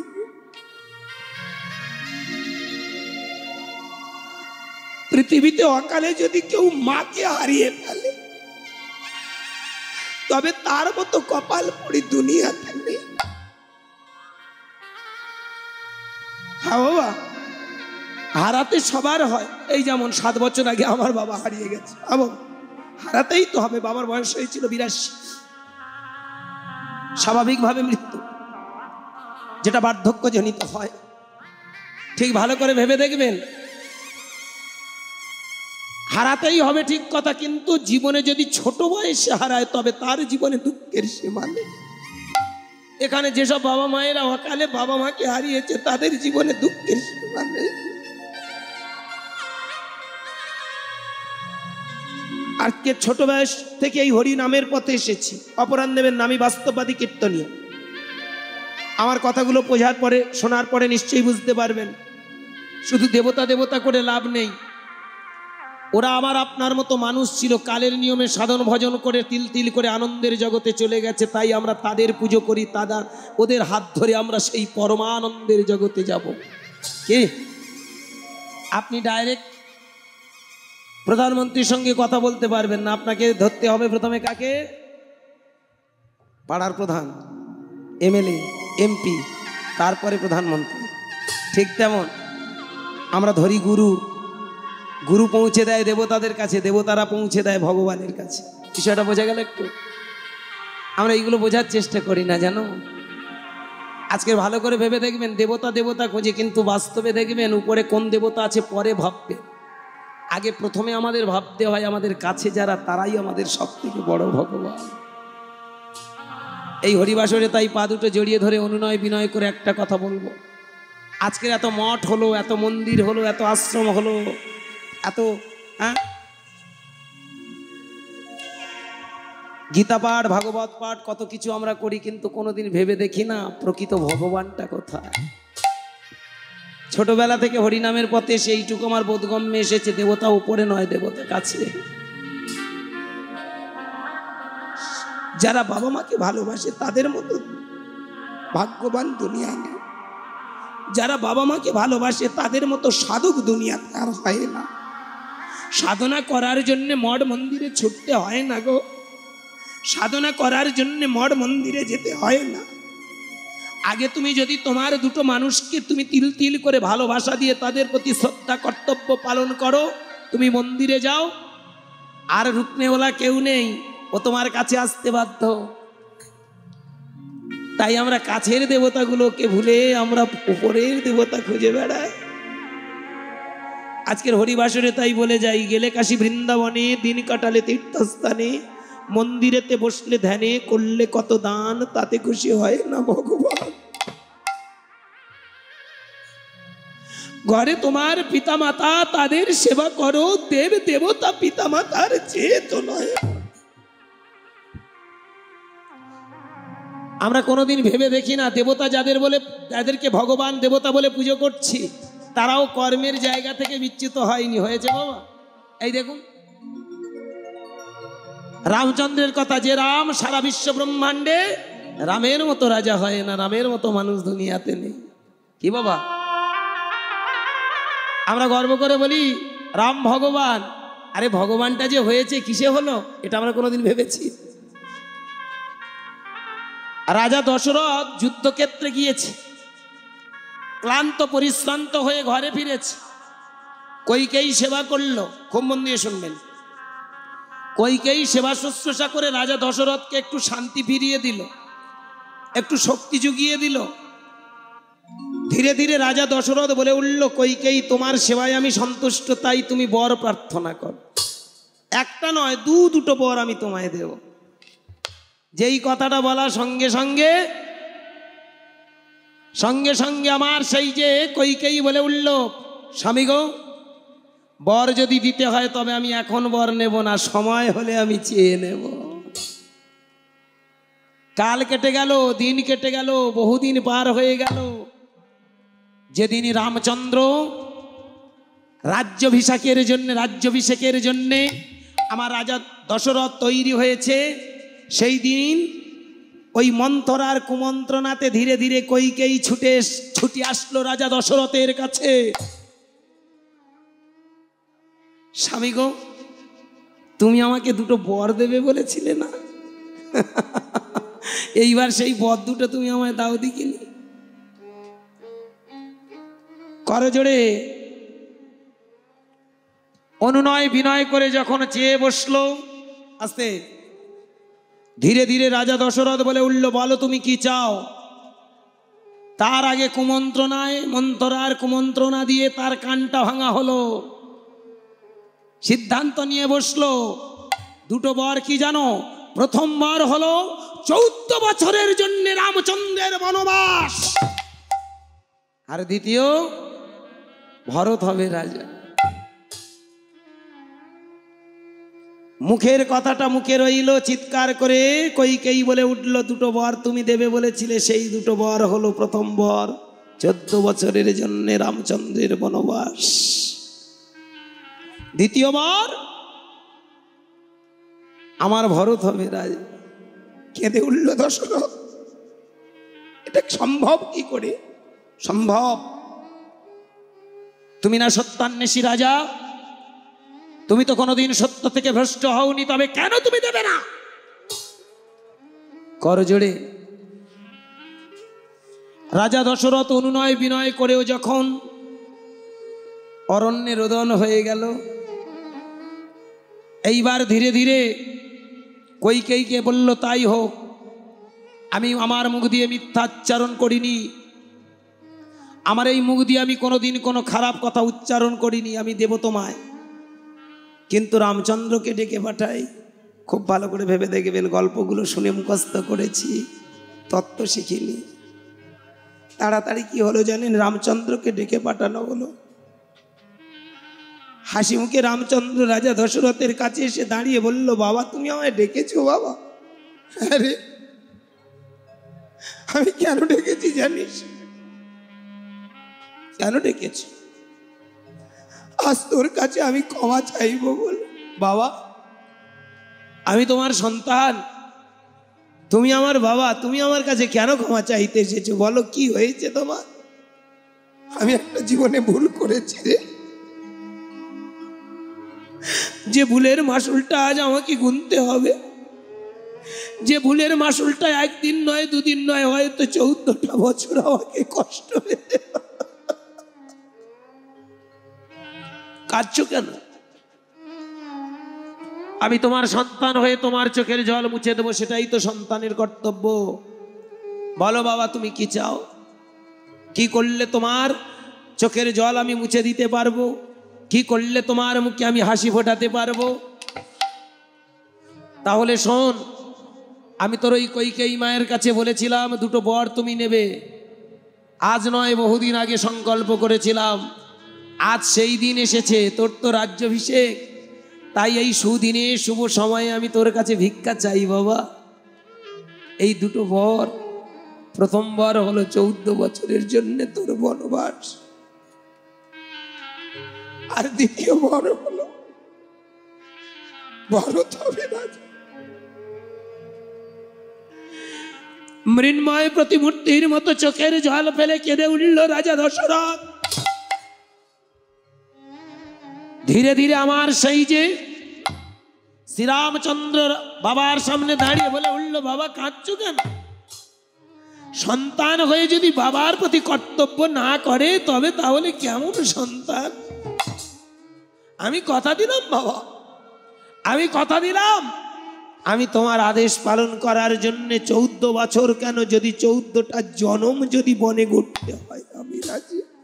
প্রেম সে বলুন তাই হরি বল, হরি বল, হরি বল, হরি বল, হরি বল। দেখেছেন কেমন, কেন তাকে ভগবান বলা হয়? আমরা তার চরণে গিয়ে মাথা ঠোকাই, আমাদের রোগ শোকের কথা, তার আদর্শ মানি না। এটাই হলো আমাদের ব্যায়াম, জানেন? ভালো করে ভেবে দেখুন, সেদিন ধীরে ধীরে যখন চোখের জল ফেলে রাজা দশরথ কাঁদছে, রামচন্দ্র গিয়ে চোখের জল মুছিয়ে দিয়ে আঁচল দিয়ে মুছিয়ে দিতে দিতে বলে উঠল, বাবা আমি সন্তান হয়ে কথা দিলাম বাবা, আমি 14 বছর কেন 14 জন্মটা আমি বনে বনে ঘুরতে রাজি। হরি বল, হরি বল। রাজা দশরথ সেদিন চোখের জল ফেলে বলেছিল, রাম রে, এতদিন পরে আমি জানতে পারলাম এই অযোধ্যার মানুষ কেন তোকে ভগবান বলে পুজো করে। ওরে এতদিন পরে আমি জানতে পারলাম অযোধ্যার মানুষ কেন তোকে ভগবান বলে।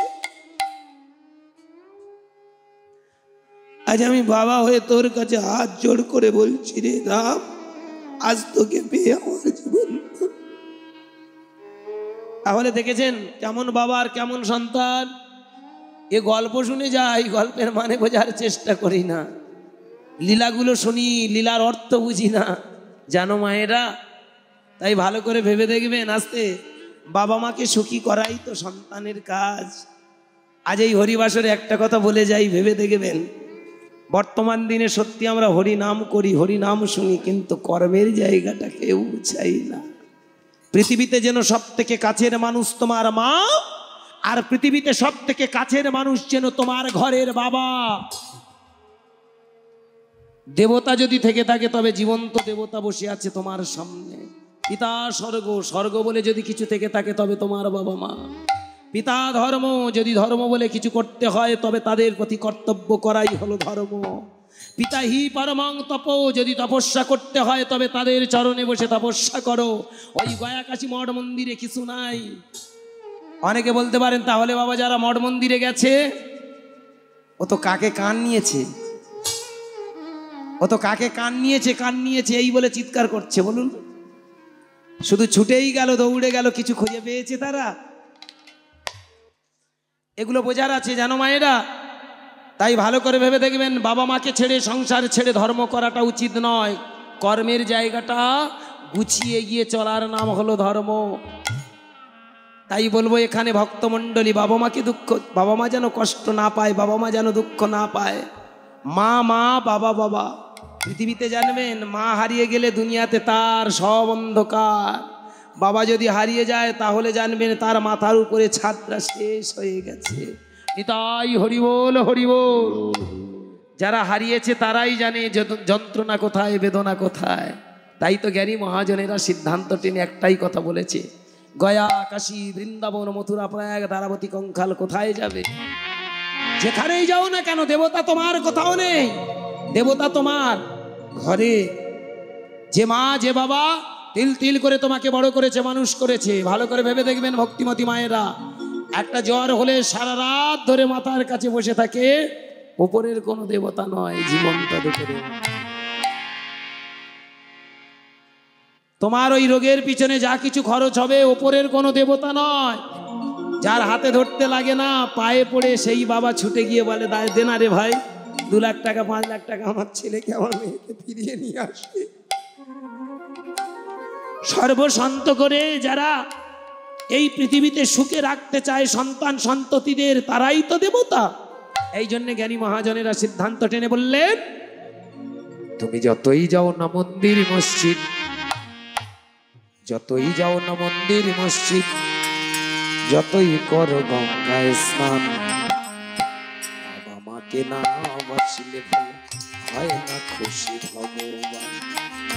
বাবা মাকে না বাসিলে ভালো হয় না খুশি ভগবান।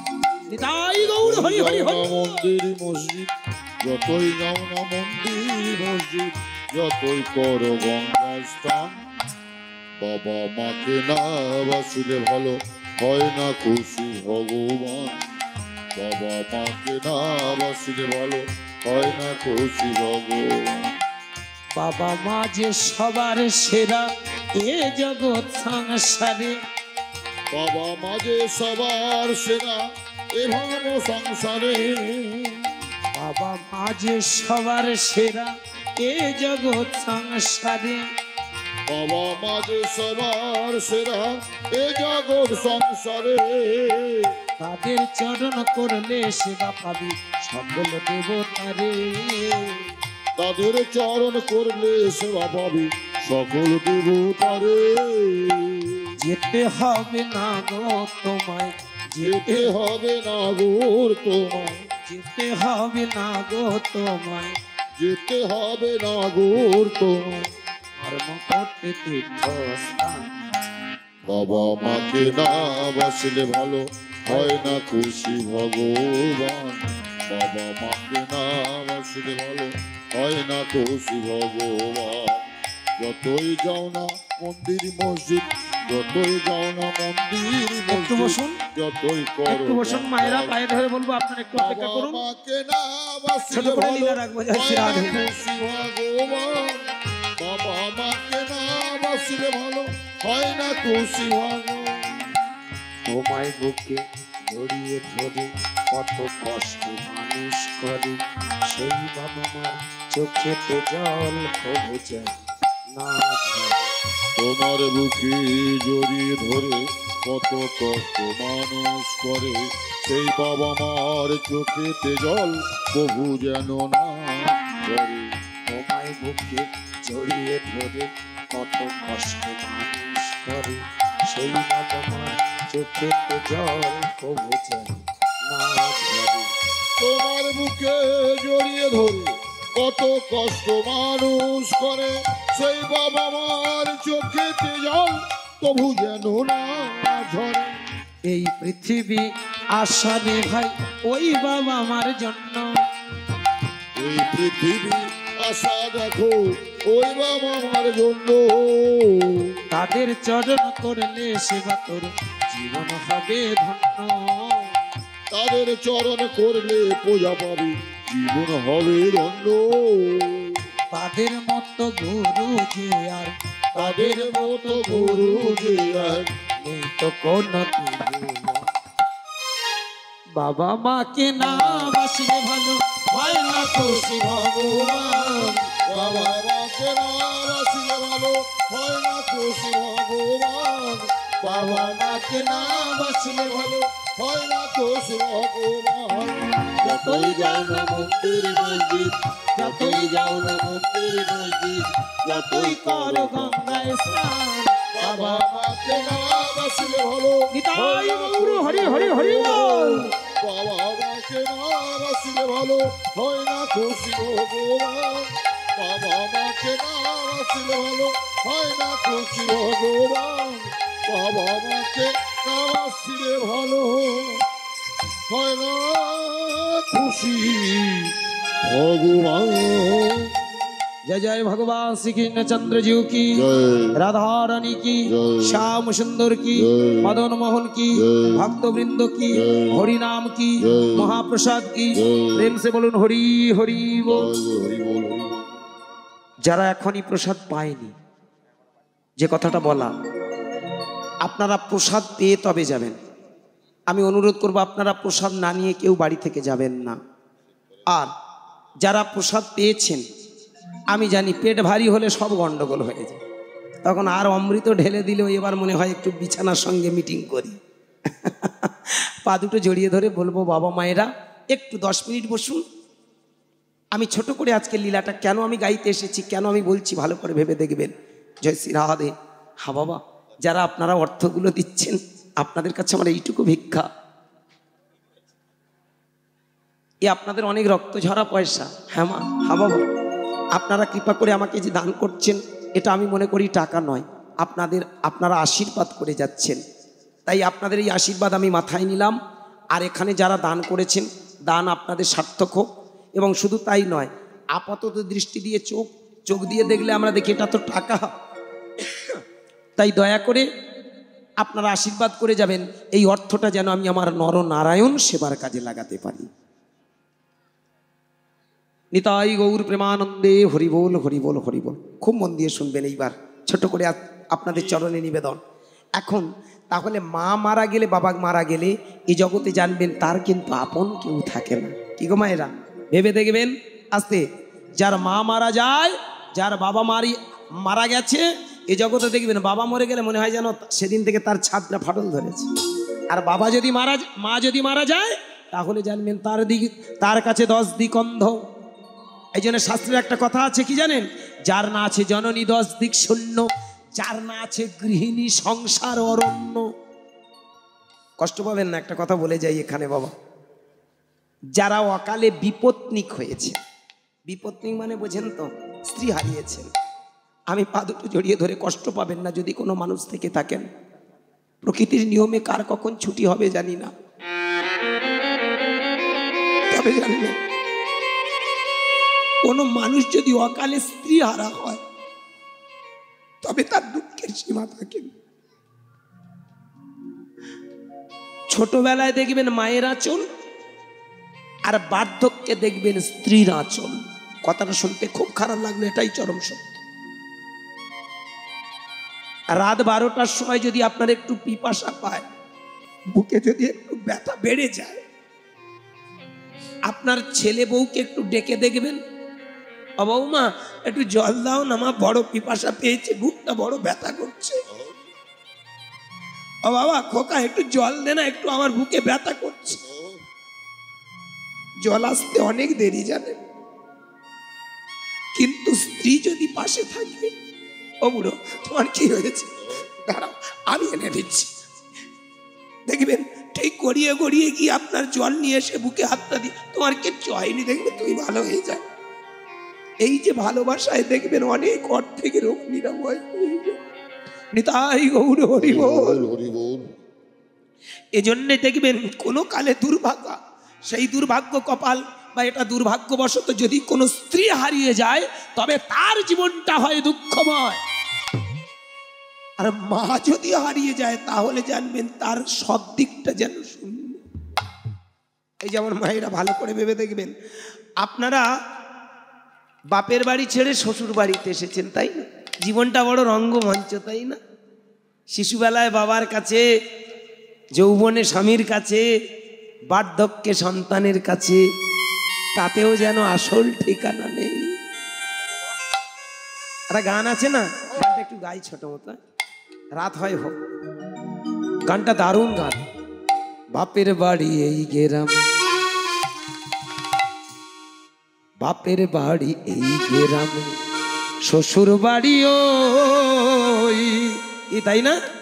শুধু তোমার বাড়ি কই গো নারী, তোমার বাড়ি কই, শুধু তোমার বাড়ি কই গো নারী, তোমার বাড়ি কই। তাই হরি হরি। বাপের বাড়ি গ্রামে, শ্বশুর বাড়ি ওই, শুধু তোমার বাড়ি কই গো নারী, তোমার বাড়ি কই, শুধু তোমার বাড়ি কই গো নারী, তোমার বাড়ি কই। শিশুকালার শৈশব কাটে পিতার আলয়ে, যৌবন কাটে স্বামীর ঘরে শ্বশুর আলয়ে।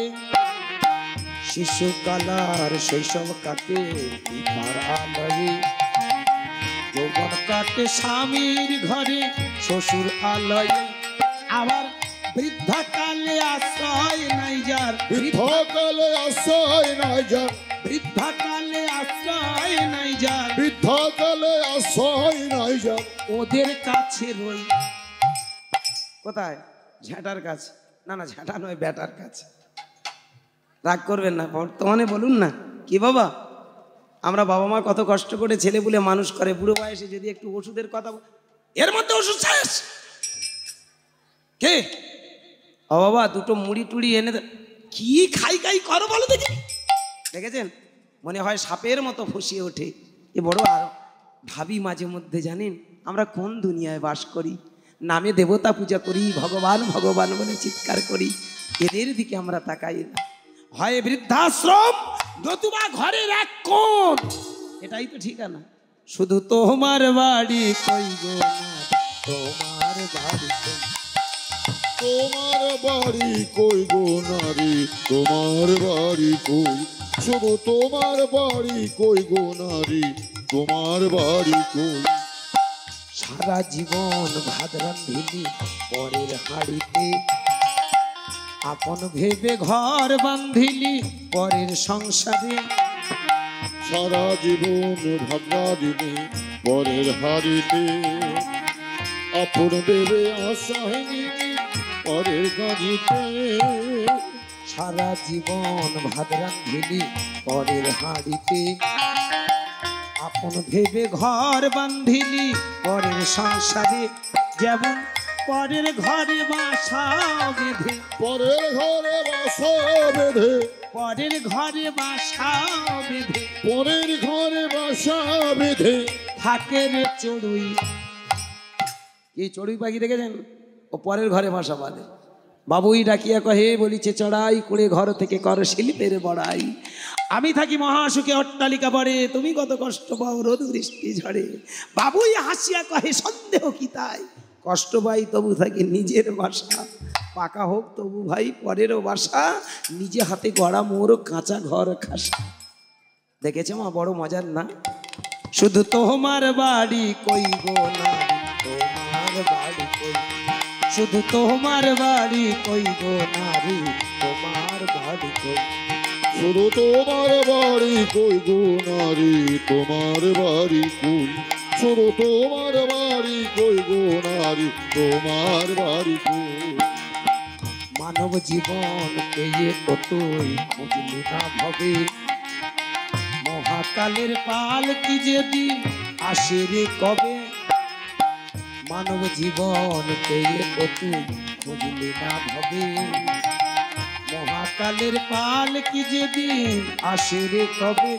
সেদিন তুমি আমি জানতে পারবো, তুমি আমি জানতে পারবো, তুমি আমি জানতে পারবো, তুমি আমি জানতে পারবো এ দেশের কেউ নয়।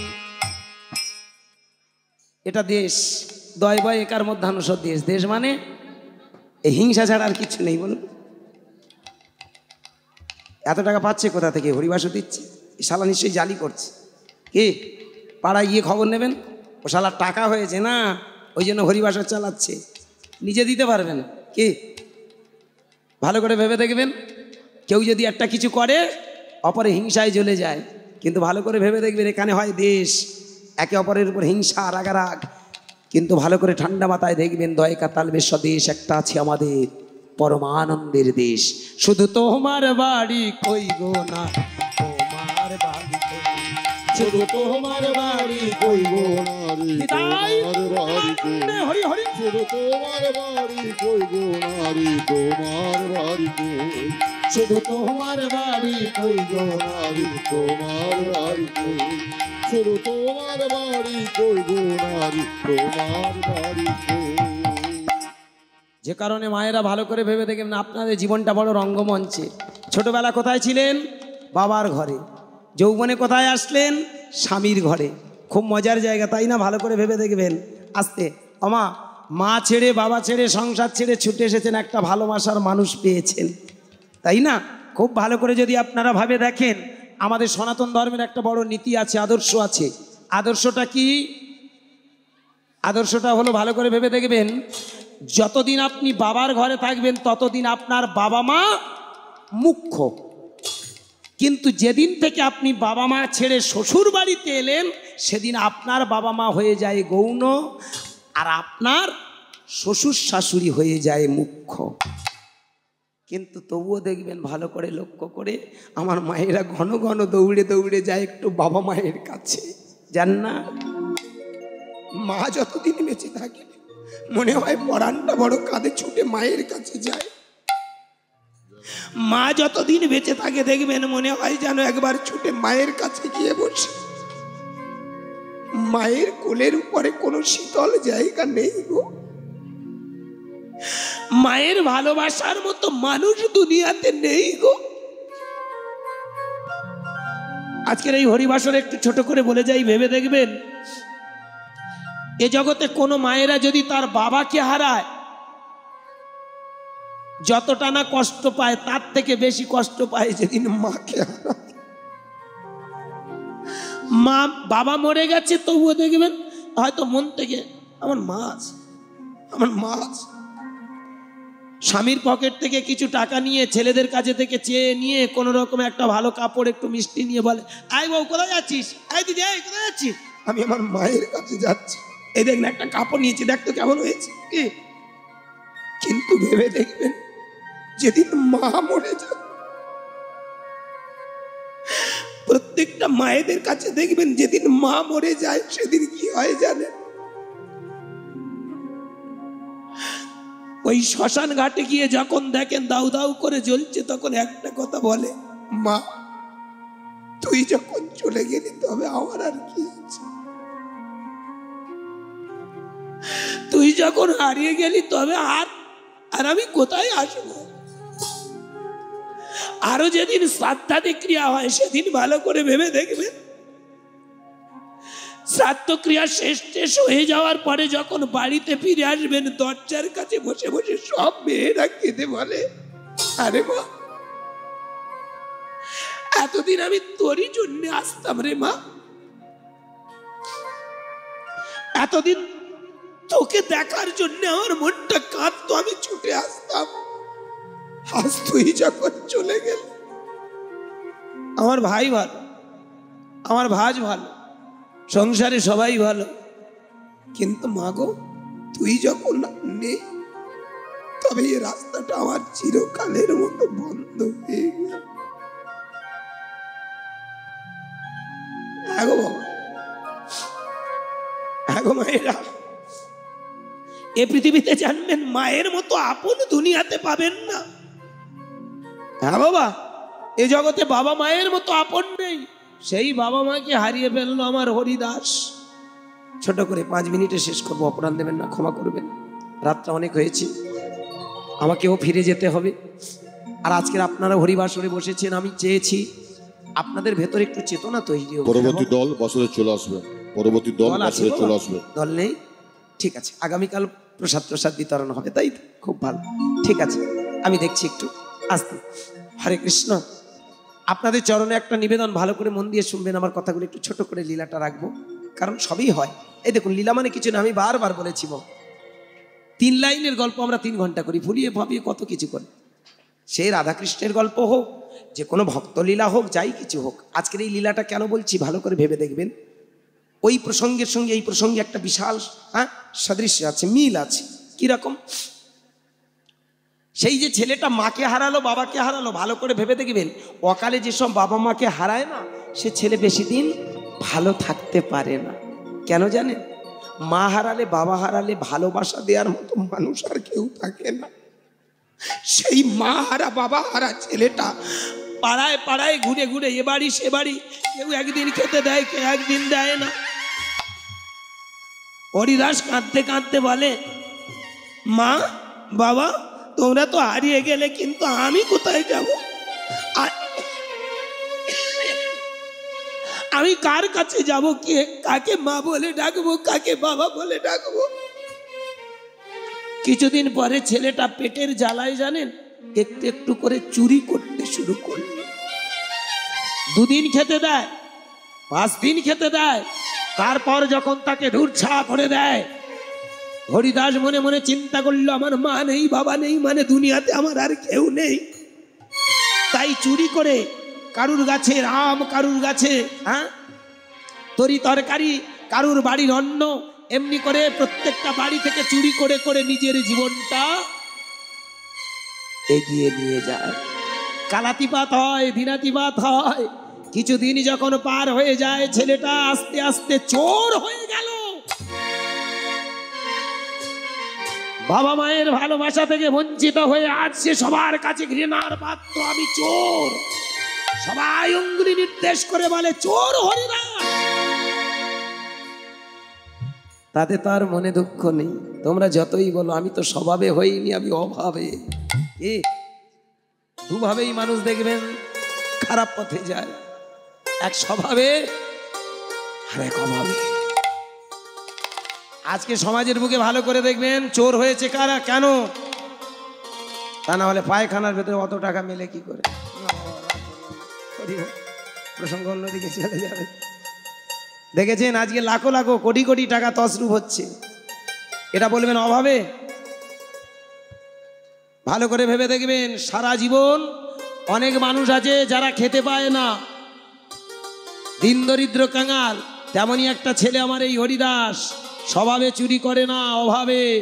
পেটের জ্বালায় যখন চোর হয়ে গেল, ছেলেটা বড় হলো, তবুও তার স্বভাবটা আজ গেল না। সেমনি করে চুরি করে, এর গাছের কলা, ওর গাছের কচু, ওর ঘরের ভাত, ওর ঘরের কিছু খাবার চুরি করে, এমনি করে দিনাতিপাত করে, সবার কাছে হয়ে গেল চোর হরিদাস। সে তো আর বাবা মায়ের মতো পূজা অর্চনা করতে পারে না, সে কিছু শেখেনি। পাড়ার মোড়ল্লা সব দেখলো, এই ছেলেটা তো অনেক বড় হয়েছে। দেখতে দেখতে প্রায় 20-21 বছর হয়ে গেল। আস্তে 20 বছর পার হয়ে গেল। এই একটা বিয়ে দিলে কেমন হয়? মেয়ে আছে, ভালো মেয়ে আছে, বিয়ে দেব এই ছেলেটা। না না, এই এর কথা বলছি না, সেই হরিদাসের কথা। হাগো মাহেরা তাড়াতাড়ি করলো কি জানেন? সবাই মিলে যুক্তি করলো, এই হরিদাসকে বিয়ে দেব। তাড়াতাড়ি সবাই মিলে একটা মেয়ে খুঁজতে লাগলো, কিন্তু কেউ বিয়ে করবে কি বলুন? এই জগতে এমন বাবা মা কি আছে যে একটা চোর জামাই পাবে? চোর জামাইকে মেনে নেবেন বলুন? বাবা, মেয়ের গলায় দড়ি দিয়ে ঝুলিয়ে দেবো, তো চোর জামাই দরকার নেই। কি হরি বল, হরি বল। মজার জায়গাটা কোথায় জানেন? আস্তে আস্তে দেখা গেল সবার কাছে থেকে বিতাড়িত হয়ে গেল। কিন্তু পাশের পাড়ায় এক ব্রাহ্মণের একটা কন্যা ছিল সুযোগ্যা। সে অনেকে ভেবে চিনতে সিদ্ধান্ত নিয়ে বসলো, আমি বিয়ে করব। মেয়েটার নাম পদ্মা। এ মা, ছিচি চিচি, তুই কি জানিস ও কি করে? কেন? ও তো চুরি করে। আমি যদি মেয়ের পেটে মেয়ে হই, তবে ওই চোর স্বামীকে আমি সাধু বানিয়ে দেব। আহা, ভালো করে ভেবে দেখুন। আমি যদি মেয়ের পেটে মেয়ে হই, তবে আমি ওই ছেলেটাকে আমি আমার পরম পিতার ভগবানের চরণে পৌঁছে দেব। নারী হতে জীবের সৃষ্টি, নারী হতে জীবন ক্ষয়, ঘোর জগতে নারীর মায়া বুঝে ওটা ভীষণ দায়। আমার মায়েরা পারে না এমন কোনো কাজ নাই। নারী হয়ে পারে কি বলুন? এই পৃথিবীতে নারী কি না করতে পারে? নারী সব করতে পারে। নারী তো এই পৃথিবী থেকে ধ্বংস করেছে, আবার সৃষ্টিও করেছে। তাই না? এই সংসারটাকে ভালো রাখার মালিক নারী, আবার নষ্ট করার পিছনেও সেই নারী। সেখানে ভালো করে লক্ষ্য করে দেখবেন আজকের মেয়েটা কি বলে ফেলেছে। ভাবা বেশি নয়, এটা তার মনের কথা, ভাব আবেগে নয়, মন থেকে বলে ফেললো আমি আমার স্বামীকে ঠিক পথে নিয়ে আসবো। কর জোড়ে করি মানা, জানো আমার স্বামীকে প্রতিদিন বলবো স্বামী গো,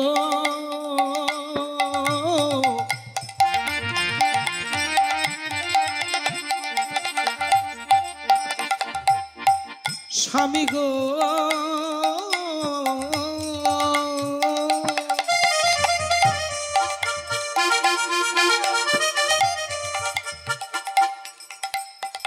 স্বামী গো, স্বামী গো, স্বামী গো, স্বামী গো, কর দৌড়ে করি মানা, ওই পথে আর যেও না। করো জোরে করি মালো,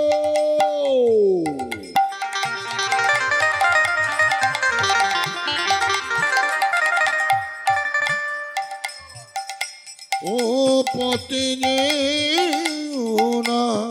আমার স্বামীকে বলবো আমি তোমার হাত জোড় করে বলি তুমি ওই পথে যেও না, ফিরে চললো, ফিরে চললো তার শ্রীচরণে, ফিরে চলো,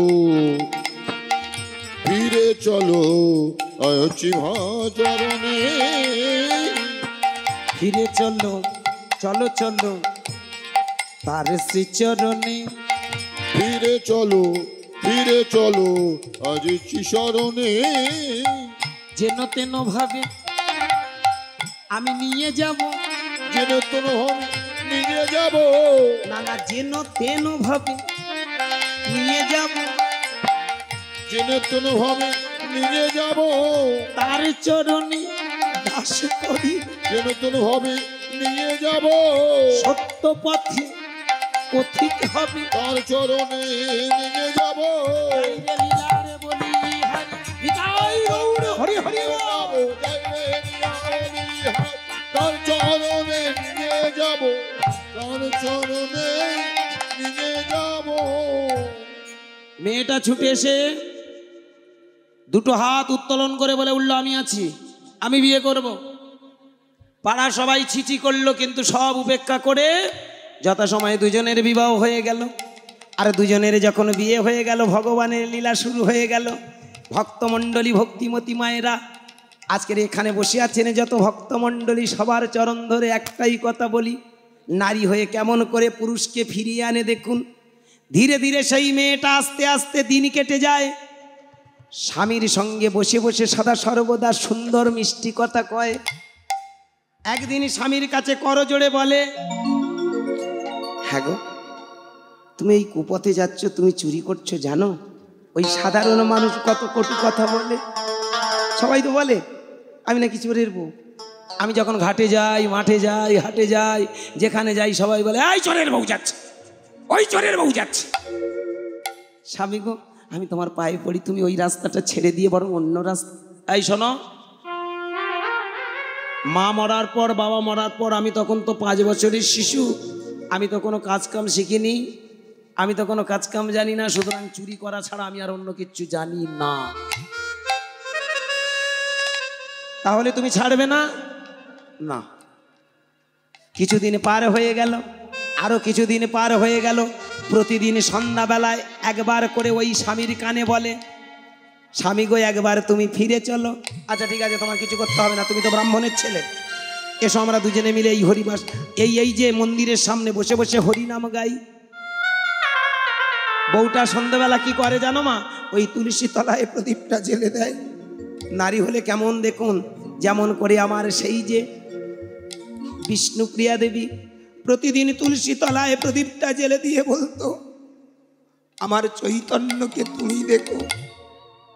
তুলসী তলায় প্রদীপটা দিয়ে মনে মনে চিন্তা করত, আমার গৌরকে তুমি দেখো, আমার গৌর যেন সবার মধ্যমণি হয়, আমার গৌর যেন সবাইকে চৈতন্য ফিরিয়ে দেয়। দেখবেন ভক্তিমতী মায়েরা আজকেকার তথাকথিত নারী আর তখনকার নারীর মধ্যে পার্থক্য এটাই, চাওয়া যদি ঠিক হয় একদিন সেই আশা পূর্ণ হয়। কি চাইতে চাইতে কিছুদিন পরে হঠাৎ, এই যে শোনো, তোমার কাছে একটা কথা বলবো। তুমি তো ব্রাহ্মণের ছেলে, পুজো পাঠ জানো না? তা তো আমি শিখিনি, লেখাপড়া শিখিনি, পুজো পাঠ করবো কি করে? কে মেনে নেবে আমার কথা? কে? আমি পুজো পাঠ যে করবো আমার কথা কে মানবে না কেউ। তাই তোমার কাছে একটা কথা শোনো, আমি ওইসব পুজো পাঠ পাঠ কিচ্ছু জানি না, দরকার নেই। আমি যেমন চুরি করে খাচ্ছি, চুরি করে। স্বামী গো, চুরি করা তো বড় অন্যায় গো, তুমি এক কাজ করো, ওসব ছেড়ে দিয়ে এসো না, ওই বনের ফল মূলাদি খেয়ে আমরা দিন কাটাবো। কিছুদিন পরে বলে, এই জন্য মেয়ে ছেলেদের আমি এক চোখে দেখতে পারি না। ভালো করে ভেবে দেখবেন, যখন কোনো মেয়ে, রাগ করবেন না ভক্তমণ্ডলী মায়েরা, কোনো মায়েরা কোনো স্বামীকে যখন এক কথা বারবার বলে, তখন স্বামী রেগে গিয়ে বলে, এই জন্য মেয়ে ছেলের আমি চোখে দেখতে পারি না। ভালো করে ভেবে দেখবেন, সব মেয়ে তো মেয়ে নয়, কিছু নারী আছে, কিছু আনারি আছে। মজাটা কোথায় দেখুন, আজকে এই মেয়েটা হাত জোড় করে স্বামীকে বলে, আমি তো তোমার কাছে কোনো কিছু খারাপও চাইনি, আমি তোমার কাছে সদা সর্বদা একটাই কথা বলি, ওগো স্বামী, তুমি ফিরে এসো ওই অসৎ পথ থেকে। আমি অন্তত গর্বের সঙ্গে দর্পের সঙ্গে বলতে পারবো, স্বামী আমার সাধু হয়ে গেছে। সাধু মানে বোঝেন, ওই চৈতন্য রাখা লোক নয়, সৎ ব্যক্তিরাই সাধু। Honesty is the best of policy, সততাই হলো সাধু। আজকের সাধু মানে যেটা বলি সেটা একটা বিকৃত রূপ। সাধু বলতে ওটা নয়। বেদের যুগে বলতো, যারা সৎ, যারা সুন্দর, যারা নিজেদের জীবন সুন্দর করেছে, সমাজকে সুন্দর করেছে, তারাই হলো সাধু। একদম ঠিক। আর এখন সাধু মানে কে কত বড় দাড়ি আর গোব রাখতে পারে, কার চৈতন কত বড়। আমাদের পাড়ায় দেখি গোমা মামা, আপনাদের চুলগুলো জানি না খুললে কত বড় করে হবে। আমাদের পাড়ায় একটা লোক ছোটবেলা থেকে ওই মাল রাখতে রাখতে বেশ এত বড় হয়েছে, সেদিন দেখি খুলে সব। হ্যাঁ বাবা, তা তুমি তো গোটা রাখতে পারতে, তুমি গোটা রেখেছো কেন? কি পারলে তুমি আমার মায়েদের মতো ভালো গোটা রাখো। ওমা, সে এমন কায়দায় এমন করে ছানাছানি শুরু করেছে, রাগ করবেন না, ক্ষমা করবেন। হ্যাঁ, অন্য কিছু নয়, এখনকার দিনে মানুষ জানেন, ক্ষমা করবেন, এটা হয়তো আজ ওই দিন ক্যামেরা অন দ্য স্টেজে দাঁড়িয়ে বলতে দ্বিধা নেই। অনেকে মনে করে তুমি নিন্দা করছো, হরিবাসরে দাঁড়িয়ে অপরাধ নেবেন না ভক্তমণ্ডলী। কাউকে নিন্দা করলে সেটা পাপ হয়। আমি হরিবাসরে দাঁড়িয়ে আমার মরা বাপের দিব্যি করে বলছি, কাউকে নিন্দা করার মানসিকতা আমার নেই। যদি নিন্দা করে থাকি, আমি কথা দিলাম সমস্ত পাপ যেন আমার মাথায় আসে। এটা সমালোচনা, সমালোচনা করলে পুণ্য হয়। কি বাবা, আজকের সাধু তো তাদের বলবো যারা সৎ। ভাবুন তো বাবা, আপনার বাড়িতে একটা যদি ডাক্তার আসে, আর আপনার বাড়িতে যদি আমার এই গোসাইটা যায়, কার পা ধুয়ে দেবেন? আসতে বলুন, কেন গোসাইয়ের পা ধুয়ে দেবো? কি করতে এসেছে? ও তো ঝাড়া দান্দায় এসেছে। এই যে হাজার হাজার বছর ধরে আমরা একটা কুসংস্কারের নাগ পাশে অক্টোপাসের মতো জড়িয়ে আছি, জানেন? আমাদের মস্তিষ্কটাকে ঝালাই করা হয়েছে। আমরা মনে করি এই সব মানুষগুলো সাধু, কিন্তু দেখবেন যে ডাক্তার, ইনিও এসেছে কিছু পয়সা নেবে, আবার ডাক্তারও এসেছে পয়সা নেবে। ইনি যাবার সময় বলে যাবে, মা তুমি ভালো থাকো, কিন্তু খাওয়াটা খারাপ দেবেন। যাবার সময় বলবে, এমন তেঁদড়ের বাড়িতে এসেছিলাম, শালার ডাল ওই ডাল করে নাকি, একদিকে জল একদিকে ডাল, এই তোর সাধু সেবার ছিরি। কি বলবে না? পিছনে চেয়ে দেয়, পিছনে চেয়ে দেয়। কিন্তু কোন ডাক্তার যদি আসে, তাদের পা ধুয়ে দিই না হয়তো। অথচ ভালো করে দেখবেন, আপনি ফোন করবেন একটা সাধুকে, যত তাড়াতাড়ি না আসবে, একটা ডাক্তার কিন্তু ঝড়ের গতিতে চলে আসবে আপনার ঘরে। সে আপনার এসে রোগ শোক জ্বালা যন্ত্রণা সবটার যেন শেয়ার হয়ে যায়। বলুন তো, তাহলে সাধুটা কোথায়? মানুষ কারা? তাদের আমরা কেউ শ্রদ্ধা ভক্তি করি না। ঘর বাড়ি ছেড়ে সংসার ছেড়ে মঠ মন্দিরে গেল, ওরা বড় সাধু। আর যারা ঘর বাড়ি সংসার ছেড়ে বিএসএফ এর চাকরির জন্য, দেশে রক্ষা করার জন্য ওই যে রাতের পর রাত দাঁড়িয়ে আছে, তাদের আমরা কেউ সাধু বলি। বলেছি বলুন? এ বড় মজার আশ্চর্য পৃথিবীতে আছে। তাই আমি স্যালুট করি তাদেরকে, যারা সৎ, যারা সুন্দর, যারা সমাজটাকে সুন্দর করতে চায়। আমি মনে করি তারাই সাধু। শুধু গলায় মালা পরলেই সাধু হয় না। দেখেছেন 18 বছরের একটা ছেলে গলায় একটা মালা পরে কেঁদে কেঁদে বলেছিল, আমি ভালোবাসি আমার দেশকে, বন্দে মাতরম। অন্যায়টা ছিল তার, যারা শোষণকারী তাদের বিরুদ্ধে প্রতিবাদ করবে বলে একটা বোম নিয়ে ছুড়ে দিয়েছিল। জানেন তার বয়সটা অল্প, কিন্তু সে রেহাই পায়নি। পেয়েছিল বলুন? এই দেশ মাতাকে ভালোবেসে সে চিৎকার করে বলেছিল, আমি ভালোবাসি আমার দেশ মাতাকে। আগামী প্রজন্ম যাতে সুখে থাকে, আগামী প্রজন্ম যাতে ভালো থাকে, তারই জন্য আমি লড়াই করছি। 18 বছর বয়সে নিজে একটা মালা গলায় পরে বলেছিল বন্দে মাতরম। ওই তার গলায় তুলসীর মালা ছিল, ছিল তুলসীর মালা। কিলো কাটতো, চৈতন্য ছিল। ভালো করে ভাববেন আমার কথাগুলো। তাহলে ভেবে দেখুন, ওরাই তো সৎ, ওরাই তো সাধু। হাত তোলা শেষ। সে কথাটা আমরা কোনোদিন ভাবি না জানো বাবা। আমরা শুধু আপাতত দৃষ্টিতে এই চোখে দেখি, বিবেচনার দৃষ্টিতে কোনোদিন দেখি না। তাই বিবেচনা দৃষ্টিতে যদি কোনোদিন দেখেন, তাহলে দেখবেন সমাজের বুকটা যারা সুন্দর করে সাজাচ্ছে তারাই সাধু। মঠ মন্দিরে বাবাজিরা বসে আছে ঝাড়ার ধান্দায়, সেনশন, পজিশন, প্রমোশন। দেখবেন আপনার টাকা আছে, ঘাটে টাকা, মন্দিরে ঢুকতে দেবে।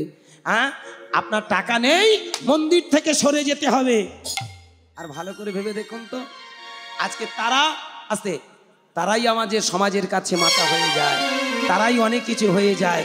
আর ভালো করে ভেবে দেখবেন, যারা দেশ সেবা করে গেল, যারা সমাজ সেবা করে গেল, যারা এই রাষ্ট্র পৃথিবীটাকে ভালোবাসলো, সেবা করলো, তাদেরকে আমরা কেউ ভালো চোখে দেখি না। তাই honesty is the best of policy. সাধু জানেন, তাই আমি চাই তুমি সেই সৎ পথে ফিরে এসো, তুমি সাধু হও। এই শোনো, তুমি মেয়ে ছেলের মতো তার কোনো কথা নয়, কোনো কথা নয়। মেয়েটা মনে মনে চিন্তা করলো, বড় আজকের হাই ডোজ হয়ে গেছে। হ্যাঁ, বুড়ো আমার উপর রেগেছে। কি মাঝে মধ্যে হয় না? বাড়ির স্বামী যদি রেগে যায়, মাঝে মধ্যে বুড়ি মনে মনে, ইস বলাটা ভুল হলো রে, ঠিক আছে কালকের একটু মিষ্টি করে বোঝাবো। ঠিক পরের দিন আবার আসলো, আবার সন্ধ্যাবেলায় যখন তুলসী তলায় প্রদীপ দিয়ে যখন বসে আছে, হরিদাস আস্তে আস্তে ঘরে ঢুকেছে, স্বামীর গলাটা জড়িয়ে ধরে, স্বামী গো তোমার পায়ে পড়ি, তুমি একটা কথা আমায় রাখবে গো। কি? তুমি তো ব্রাহ্মণের ছেলে, আমিও ব্রাহ্মণের মেয়ে।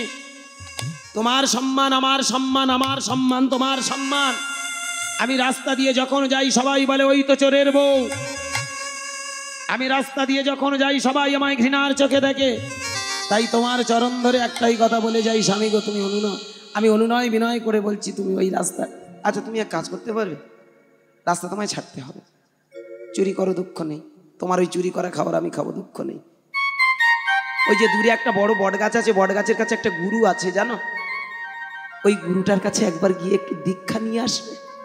শুনেছি দিয়াতে জ্ঞান মাট্টাক্ষাং খিয়াতে পাশ বান্দানান, দীক্ষা দ্বারা দিব্য জ্ঞান লাভ হয়, দীক্ষা দ্বারা মানুষের ভেতরে চেতনা তৈরি হয়, দীক্ষা মানুষের নবজন্ম, দীক্ষা মানুষকে নিয়ে যায় অনন্ত আনন্দের জগতে, দীক্ষা মানুষকে পরম আনন্দের দেশ পাইয়ে দেয়।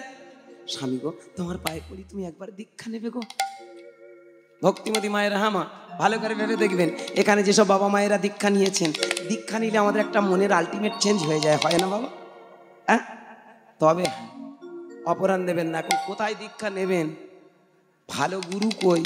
কানের ধারে ফিস ফিস, মাসের শেষে কিছু দিস, পারলে ওখান থেকে নতুন কিছু ক্যান্ডিডেট ধরে আনিস, টাকায় সারানা ভাগ নিস। সবটাই নেটওয়ার্কিং বিজনেস। দালালতি হয়ে হয়ে দালালে ভরে গেছে, ব্রোকার। জানেন এই দালাল ভরে গিয়ে আজ সমাজ শেষ। আজ হরিবাসরে দাঁড়িয়ে পা দুটো জড়িয়ে ধরে বলবো, প্রকৃত গুরুর বড় অভাব। একটা গুরু এসেছিল 500 বছর আগে নদিয়ার চাঁদনী মাই, সঙ্গে আবার একটা অ্যাসিস্ট্যান্ট নিয়ে এসেছিল। তার লক্ষণ দাপরের বলাই, কলিকালে তার নাম নিতাই। দুজনাই এসে পৃথিবীটাকে গুরু ভার বহন করে নিল। এই যে শোনো একটা কথা বলি, তুমি বরং দীক্ষা নাও। বউটা যখন বারে বারে অনুনয় বিনয় করে বলে, স্বামীর গলাটা জড়িয়ে ধরে যখন কেঁদে কেঁদে বলে, স্বামী গো তুমি একবারে দীক্ষা নাও, মনে বড় দয়া হলো। পরের দিন সকালবেলা ঠান্ডা মাথায় গুরুর কাছে গেল। ও গুরু গুরু নয়, ওর নাম হলো দেবগুরু বৃহস্পতি। ভক্তমণ্ডলী, আজকের আমার এই গল্পটা, আমার এই লীলাটা পুরাণের লীলা, পুরাণের পাতা, দেবগুরু বৃহস্পতির লীলা। দেবগুরু বৃহস্পতির কাছে গেল।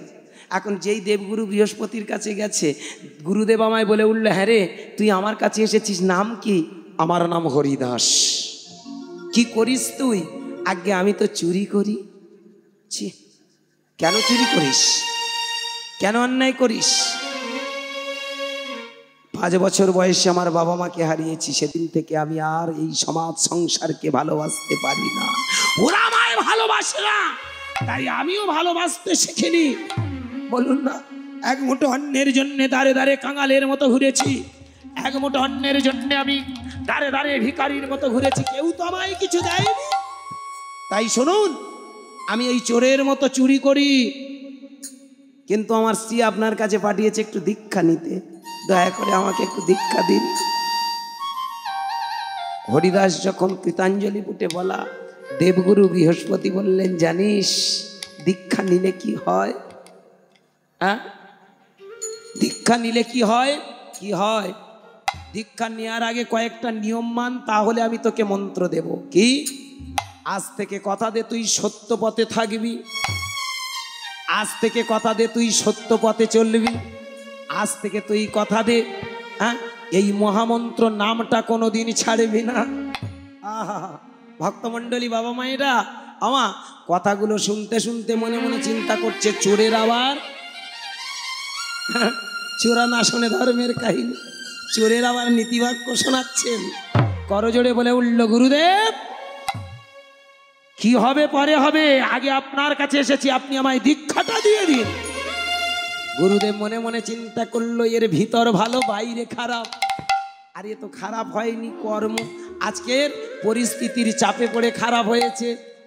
শোনো বাবা, আমি কথা দিচ্ছি তুমি ভালো হয়ে যাবে বাবা, এসো বাবা আমার কাছে তাড়াতাড়ি। গুরুদেব আমার সেই যে শিষ্যটাকে, অর্থাৎ দেবগুরু বৃহস্পতি শিষ্য তথা আমার হরিদাসকে কাছে টেনে নিল।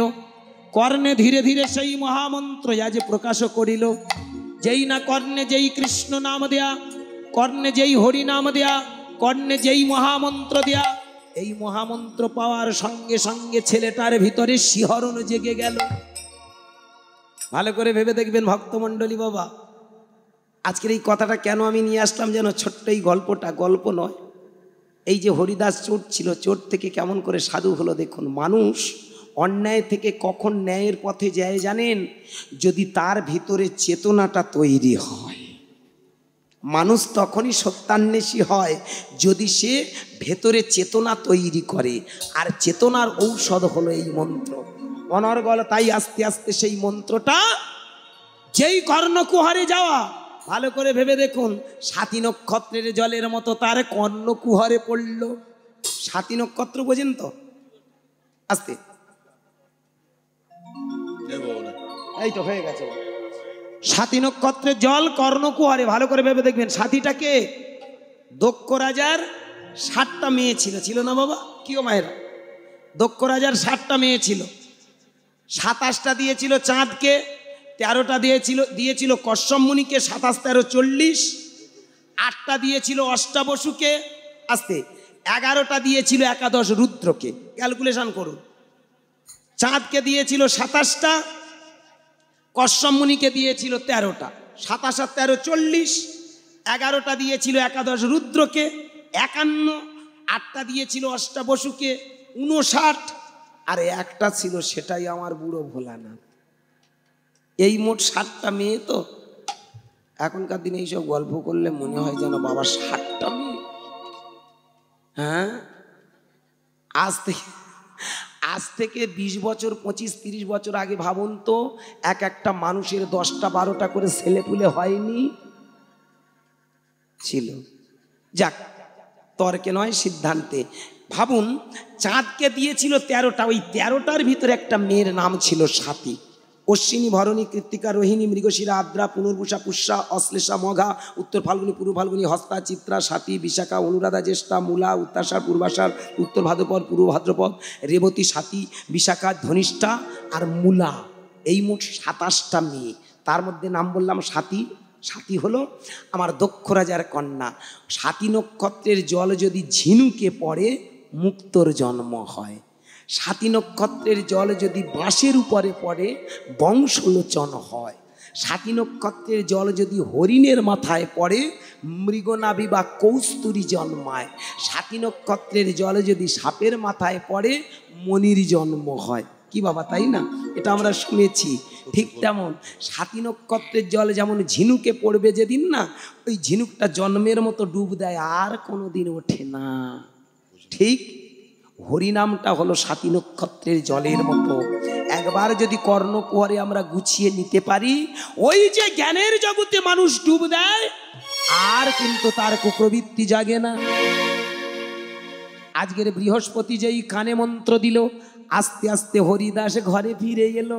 ঘরে বসে বসে দিন রাত কৃষ্ণ নামে পাগল হয়ে যায়। ধীরে ধীরে আমার সেই যে পদ্মাবতী দেখিতে যে পায়, ভাবে দেখো স্বামী আমার কেমন কৃষ্ণ নামে পাগল হয়ে গেল। একদিন ধীরে ধীরে তার স্বামীর কাছে পাশে যে বসিল, করজোড়ে বলে, ওগো তুমি বড় ভাগ্যবান, তাই তো পেয়েছই আজ গুরু বৃহস্পতির মুখে হরিনাম। এই হরিনাম শুনে আজ আমি ধন্য, তুমিও ধন্য, তাই নাম ধন্য হয়ে আজ আমরা জগত ধন্য। তোমার চরণে তাই একটা কথা বলি, স্বামী গো, আজ থেকে আমরা যেন সত্য পথে চলি, সত্য ন্যায় নীতির আদর্শ ধরে সদাই আমরা এগিয়ে যাব, আর অনর্গলে কৃষ্ণ নাম সদা আমরা মুখে গাবো। যাকে দেখবো তাকে বলবো গাও হরিনাম। এই হরিনামের গুণে সবার ভরবে মন প্রাণ। নিতাই গৌর হরি বল। সেই দীক্ষা নেওয়ার সাথে সাথে তাদের ভিতরে রেঙে গেল। চোর থেকে আস্তে আস্তে ধীরে ধীরে কৃষ্ণ নামের কাঙাল হলো। কৃষ্ণ নাম গাইতে গাইতে কিছুদিন পরে দেখো নামের প্রেমিক হয়ে যায়। আর সেই ছেলেটা ধীরে ধীরে সবাইকে শুধায়। ভক্তমণ্ডলী, ভক্তিমতীরা, মায়েরা, ভালো করে ভেবে দেখবেন, এই মন্ত্র তাহলে কত বড় শক্তি দেয় জানেন? যে শক্তি পাওয়ার পরে আস্তে আস্তে চোর থেকে আজ সাধু হয়ে গেল। তাই নিতাই গৌর প্রেমানন্দে সবাই হরি হরি বল। যেমন হরি নামের গুণে আমার সেই যে আছে, হরি নামের গুণে যেমন জগাই মাধাই উদ্ধার হয়ে গেল, তাই তো দেখি নবদ্বীপের মাঝে তারা কৃষ্ণ নামের পাগল হলো। কৃষ্ণ নাম গাইতে গাইতে তাদের মুখে এলো সত্য ন্যায় নীতি। আমরা তো দেখুন সেই নামের পথে যদি আমরা এগিয়ে যাই, তাহলে সত্য পথে হয় মোদের গতি। এই হরিনাম অন্য কিছু নয়, মানুষ অমানুষ থেকে মানুষ বানায়। তাই তো শাস্ত্রের দৃষ্টান্তগুলো কভু মিথ্যা নয়। নিতাই গৌর হরিবল হরিবল হরিবল। তাই ভক্তমণ্ডলী সবার চরণ ধরে বলি, সেদিন আমার বৃহস্পতির আশীর্বাদে আস্তে আস্তে অসাধু থেকে হয়ে গেল সাধু সন্ন্যাসী। তাই হরিবাসরে ভক্তমণ্ডলী নিমাই চাঁদ আমাদের এই কথা শোনালো, যদি হরি নামের মতো নাম তুমি গাও, তাহলে আস্তে আস্তে তুমি তার চরণ কৃপা পাও। যদি তোমার অন্তরে থাকে শুদ্ধ ভক্তি, তিল তিল করে পাবে সমস্ত মুকুতি। আজকের তাই হরিবাসরে যত ভক্তগণ, সবার চরণে আজি করিনু বন্দন। কবি গানের ছন্দে ছন্দে তার চরণে প্রণাম জানাই। উত্তর পাড়ায় বাসে দেখো আমার গোপাল বাবুর ধাম। তাই তো গোপাল বাবুর আশীর্বাদে কবি ছন্দে গাই। কিন্তু এটা তো কীর্তনে, এটা কবি গান নয়। কি বাবা? কিন্তু ছন্দে ছন্দে তাই আজ আপনাদের বলে যাই, এটা তো চারণ কবি বলে সমস্ত গোসাই, এটা তো কোনো মুখস্থ বিদ্যা নয়।